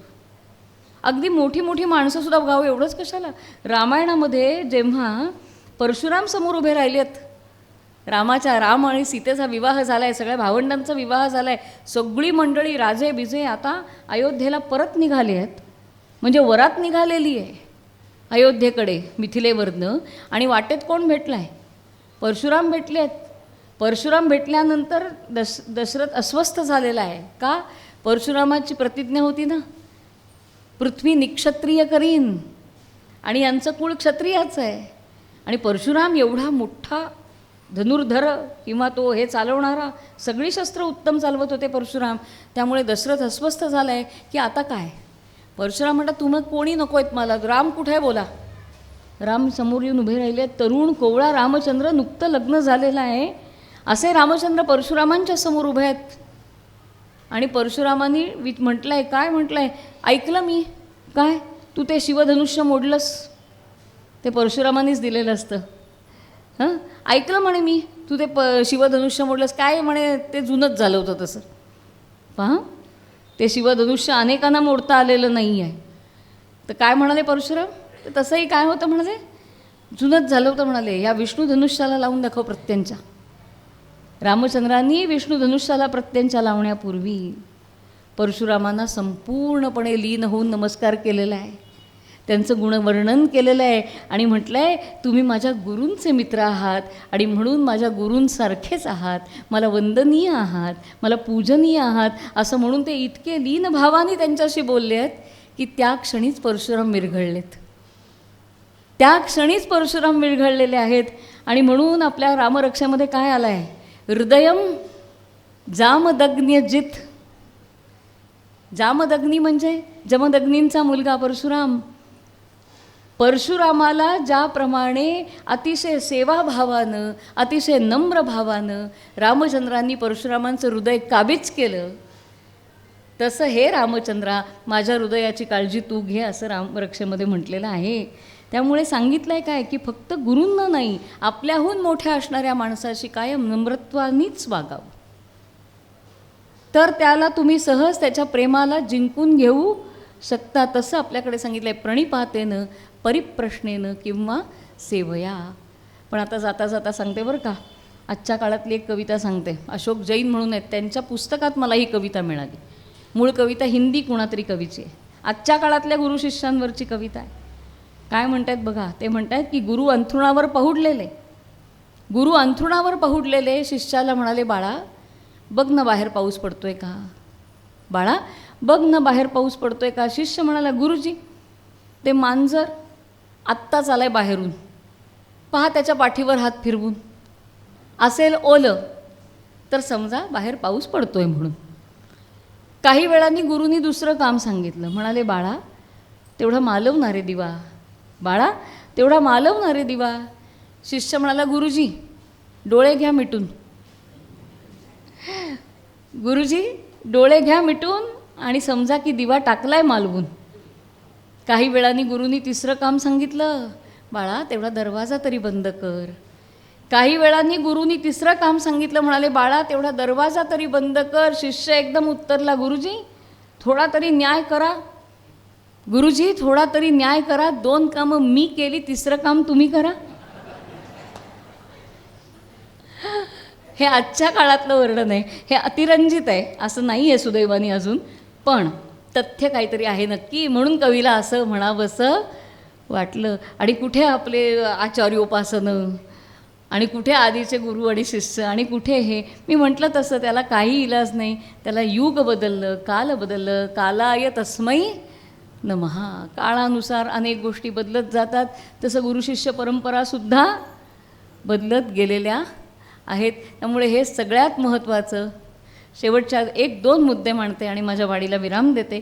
जसं मी मगाशी म्हटलं की अहंकार गुरुनी काढून घ्यावा, गुरुनी लघुत्व काढून घ्यावं, तसं गुरुनी शिष्याला नम्र करणं. मी आत्ता म्हटलं की समोरच्याची नम्रत्वानं वागावं. आपल्या शिष्याला नम्र करणं ही गुरुचीच जबाबदारी असते. माझा एक खूप छान मित्र आहे, तो एका खूप मोठ्या तबलावादकांकडे शिकायला गेला आणि आधीच आम्हाला सांगितलं, मी ह्यांच्याकडे जाणार आहे, मला त्यांनी शिष्य म्हणून घेतलं आहे वगैरे, ते सगळं मोठं मोठं त्यांनी आम्हाला सांगितलं. आणि पहिल्या दिवशी त्या गुरूंनी काय केलं माहिती आहे, त्या गुरूंनी दरवाजातच तबला आणि डग्ग्याची जोडी ठेवली आणि ह्याला इतकी उत्सुकता त्या गुरूंना भेटण्याची, ते ओलांडून गेला. ते ओलांडून गेला मात्र आणि सटकन इथे गुरूंनी ठेवून दिली. गुरु म्हणाले, हे काय करतोयस, जी विद्या घ्यायला आलास त्या विद्येला ओलांडून यायचं नसतं, ते तुझं आतापासून आराध्य दैवत आहे आणि ते ओलांडायचं नसतं. जा मागे आणि कर 100 वेळा नमस्कार आणि मग ये. काय झाला शिष्य त्या ठिकाणी नम्र झाला. आपल्याकडचे हेच संस्कार येतो लहानपणापासून आपल्यावरती झालेले. पाय लागला पुस्तकाला आपण काय करतो? नमस्कार करतो. समोरच्याला पाय लागला काय करतो आपण? नमस्कार करतो. हे सगळे आपले काय आहेत? संस्कार आहेत. अन्नाला पाय लावायचा नाही. ताटं वाढल्यानंतर इकडून तिकडे उड्या मारत जायचं नाही. आमच्या घरात तर सगळ्यांच्याच घरी असेल, चादरी घातल्यानंतर चादरीवरती उगाच नाचायचं नाही. किती नियम होते. ह्याच्यात काय सांगत होते आपले मोठे? आपल्याला नम्रत्व शिकवत होते. त्यामुळे हे नम्रत्व कुणी शिकवावं? गुरूंनी शिकवावं. ऊंचे पाणी न टिके नीचे ही ठहराय. कबीरजी, ऊंचे पाणी न टिके नीचे ही ठहराय. पाणी वर राहतच नाही, ते कसं येतं? खाली येतं. ऊंचे पाणी न टिके नीचे ही ठहराय. नीचा हो सो भर पिवे, ऊंचा प्यासा जाय. पूर्वीच्या काळचं, आता बाटल्यांमधलं पाणी तसं नव्हे. जेव्हा नळातनं पाणी यायचं आणि ग्लास वगैरे नव्हते, तेव्हा तुम्हाला कसं पाणी प्यावं लागायचं? खाली वाकून पाणी प्यावं लागतं. कबीरजी म्हणाले काही मिळवायचं असेल तर झुकावं लागतं. नीचा हो सो भर पिवे. मी अशीच राहीन म्हटलं तर ऊंचा प्यासा जाय. त्यामुळे नम्रत्व असलंच पाहिजे शिष्याच्या ठाई. आणि आपला शिष्य नम्र नसेल तर ते करून घेणं हे कुणाचं काम आहे? गुरूंचं काम आहे. असे कित्येक छोट्या छोट्या छोट्या गोष्टी आपल्यासमोर आहेत. गुरु ही शक्ती आहे. गुरु किती वेगवेगळ्या गोष्टी आहेत. बाबा बेलसरे महाराज त्यांनी सांगितलं गुरु कसा आहे? तर रेल्वेतली फळी असते ना, तसा आहे गुरु. आपल्याला आश्चर्य वाटतं, काय बोलत आहेत बाबा? हां, बेलसरे महाराज म्हणाले रेल्वेत फळी असते ना, तसा गुरु आहे. म्हणजे काय? मी ठाण्यातून निघाले आणि अमरावती एक्सप्रेसमधनं इथे आले. माझ्याकडे 2 बॅग आहेत. मी आल्यापासून 2 बॅगा अशा घेऊन बसले का मांडीवर? नाही. मी काय केलं, आले गाडीमध्ये बसले. बसायच्या आधी काय केलं, माझं सामान वरती टाकून दिलं आणि मी मुक्त बसले. बेलसरे महाराज म्हणतात, अहो तुमच्या चिंता बिंता ज्या काही आहेत ते कशाला असं धरून बसलाय? द्या ना टाकून वरती. तो गुरु आहे, ती फळी आहे गुरु. पण ते म्हणतात आपल्या चिंतासुद्धा आपण टाकत नाही. सगळं प्रपंचाचे ओझे तेही म्हणे माझे माझे. असनम्मे वसनम्मे जायामे बंधुवर्गो मे. हे माझं ते माझं ते माझं. शंकराचार्य म्हणतात तुमच्यापेक्षा बकरी बरी मेमे करणारी. इति मेमे कुर्वाणो कालवृको हंती पुरुषाजम. त्या मे करणाऱ्या बकरीला मागून येऊन लांडगा कधी फस्त करतो कळत नाही. तसं हे माझं ते माझं माझं माझं माझं करणाऱ्या तुम्हाला काळरूपी लांडगा कधी फस्त करेल हे सांगता येत नाही. किती छोटी छोटी छोटी उदाहरणं द्यायची. असा हा गुरु ही शक्ती असते. तो प्रत्येक ठिकाणी तुमच्याबरोबर येत नाही. भिवू नकोस, मी तुझ्या पाठीशी. मला लहानपणी वाटायचं बरं का, अच्छा म्हणजे हे मागेच. लहान आपल्याला असं वाटायचं म्हणजे भिवू नकोस, मी तुझ्या पाठीशी आहे.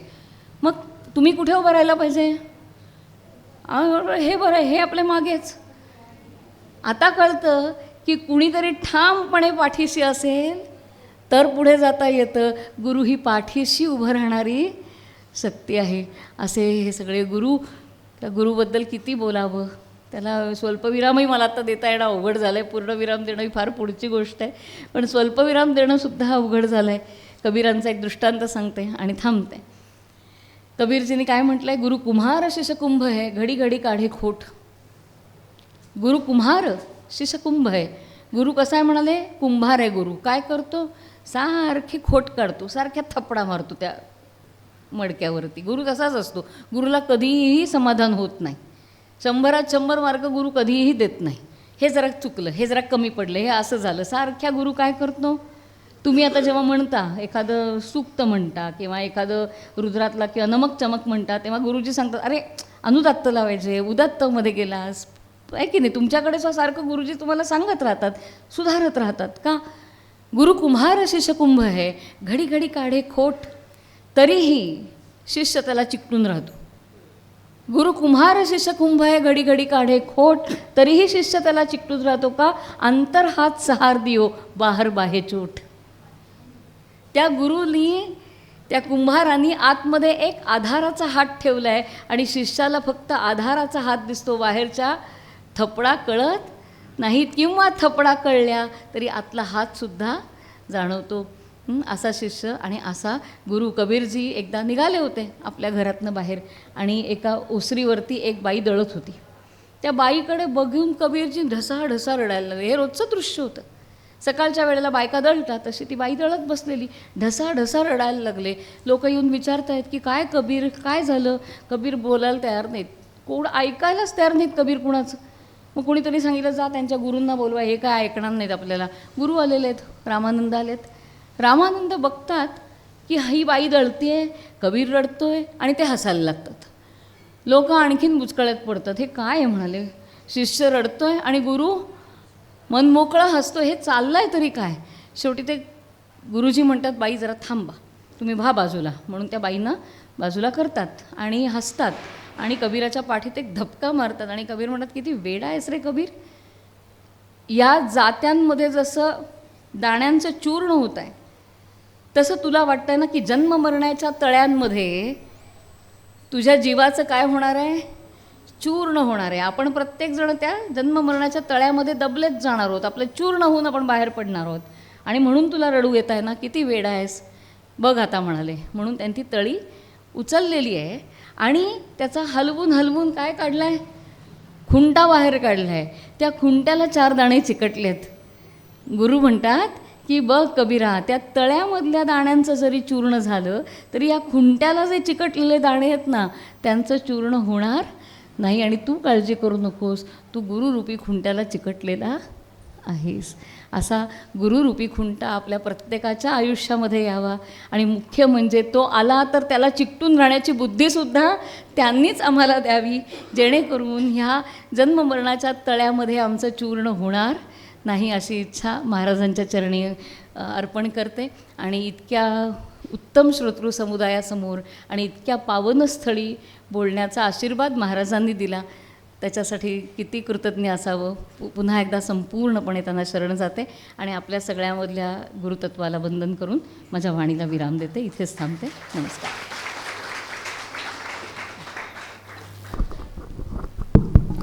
नृसिंह सरस्वती स्वामी महाराज आणि उपस्थित सद्भक्त बंधू आणि भगिनींनो, गेल्या 2 तासांपासून आपण ताईंची प्रवचन सेवा ऐकत आहोत. खरं म्हणजे यावर्षी या वर्धापन दिनाच्या कार्यक्रमात ताईंना बोलवावं अशी खूप इच्छा होती, पण प्रवचनाच्या क्षेत्रात, व्याख्यानाच्या क्षेत्रात आणि निवेदनाच्या क्षेत्रात ताईंनी जे नाव कमावलेलं आहे, ताईंचं जे कार्य आहे, त्यावरून त्यांची तारीख मिळेल असं वाटलंच नव्हतं. पण तरी पण असा एक विचार आला की महाराजांची जर इच्छा असेल त्यांना ऐकायची तर काहीतरी घडून येईल, म्हणून त्यांना नुसता मेसेज केला. आणि ताईंना इतका आनंद झाला की या स्थानावर यायला मी खूप दिवसांपासून उत्सुक आहे आणि मी येते निश्चित. आणि पुढे अनेक अडचणी येत गेल्या, पण त्याच्यातून मार्ग पण निघत गेला आणि आज हा इतका उत्तम योग आपल्यासमोर आला आहे. आपल्याला माहीतच असेल की ताईंचा विषय हा संस्कृत आहे. संस्कृत भाषेवर त्यांचं प्रभुत्व आहे, मराठी भाषेवर त्यांचं प्रभुत्व आहे, हिंदी भाषेमध्ये सुद्धा ताईंचे प्रवचन आहे. आणि आज मला एक नवीन गोष्ट कळली की ताई उर्दूमधून सुद्धा प्रवचन करतात. उर्दू भाषेवर सुद्धा त्यांचं प्रभुत्व आहे. आणि तिकडे आखाती देशांमध्ये सुफी संतांच्याबद्दल त्यांनी त्या भाषेत आपलं सगळं शास्त्र समजावून सांगितलं. आणि खरोखरच या इतक्या उत्तम प्रवचनकारांना आपल्याला इथे ऐकायला मिळतं. नारद भक्तिसूत्रामध्ये असं म्हटलं की तीर्थी कुर्वन्ते तीर्थाणी, म्हणजे place itself has no importance. कुठल्याही जागेला तसं महत्त्व नसतं, पण कुठला तरी पुण्यात्मा त्या ठिकाणी जन्म घेतो, कुठला तरी संत सत्पुरुष त्या ठिकाणी जन्म घेतो आणि त्या स्थानाला तीर्थक्षेत्राचा दर्जा मिळतो, ते तीर्थक्षेत्र होऊन जातं. आणि आपलं भाग्य आहे की आपलं तसं कुठलंच कर्तृत्व नाही, फक्त महाराजांचा जन्म जिथे झाला तिथे आपलं फक्त वास्तव्य आहे. आणि म्हणून इतके मोठमोठे लोक इथे येतात महाराजांच्या सेवेसाठी आणि त्या मध्ये मध्ये आपल्याला आनंद देऊन जातात. हे खरोखरच आपल्यावर असलेली महाराजांची कृपा आहे. आज व्याप्तम येन चराचरम गुरुतत्व या विषयावर ताईंना आपण ऐकलं. उद्याचा त्यांना विषय असा सांगितला की तुम्ही अध्यात्म, सध्या जे काही प्रकार सुरू आहेत तर आपलं अध्यात्म किती मोठं आहे. आणि खरं आपल्या जीवनाचा उद्देश आहे की आनंद प्राप्त करणे, पण हा आनंद प्राप्त करता करता मध्ये दुःख पण येतात, मध्ये तणाव पण येतात दैनंदिन जीवनात. मग अध्यात्माच्या मार्गात राहून या सगळ्या गोष्टींवर आपण कशा पद्धतीने मात करू शकू, कशा पद्धतीने आपण आनंदी जीवन जगू शकतो, त्यासाठी अध्यात्माचा आधार कसा असावा आपल्या सर्वसामान्यांच्या आयुष्यामध्ये, हे आपल्याला उद्या ऐकायचं आहे. त्यामुळे आपण उद्या आपण सर्व तर याच, पण अजूनही आपले जे मित्र असतील, मैत्रिणी असतील, त्या सगळ्यांना उद्याच्या प्रवचन सेवेला आपण घेऊन या अशी संस्थांतर्फे विनंती करतो. आजच्या प्रवचन सेवेबद्दल ताईंचे आभार मानतो आणि इथेच थांबूया.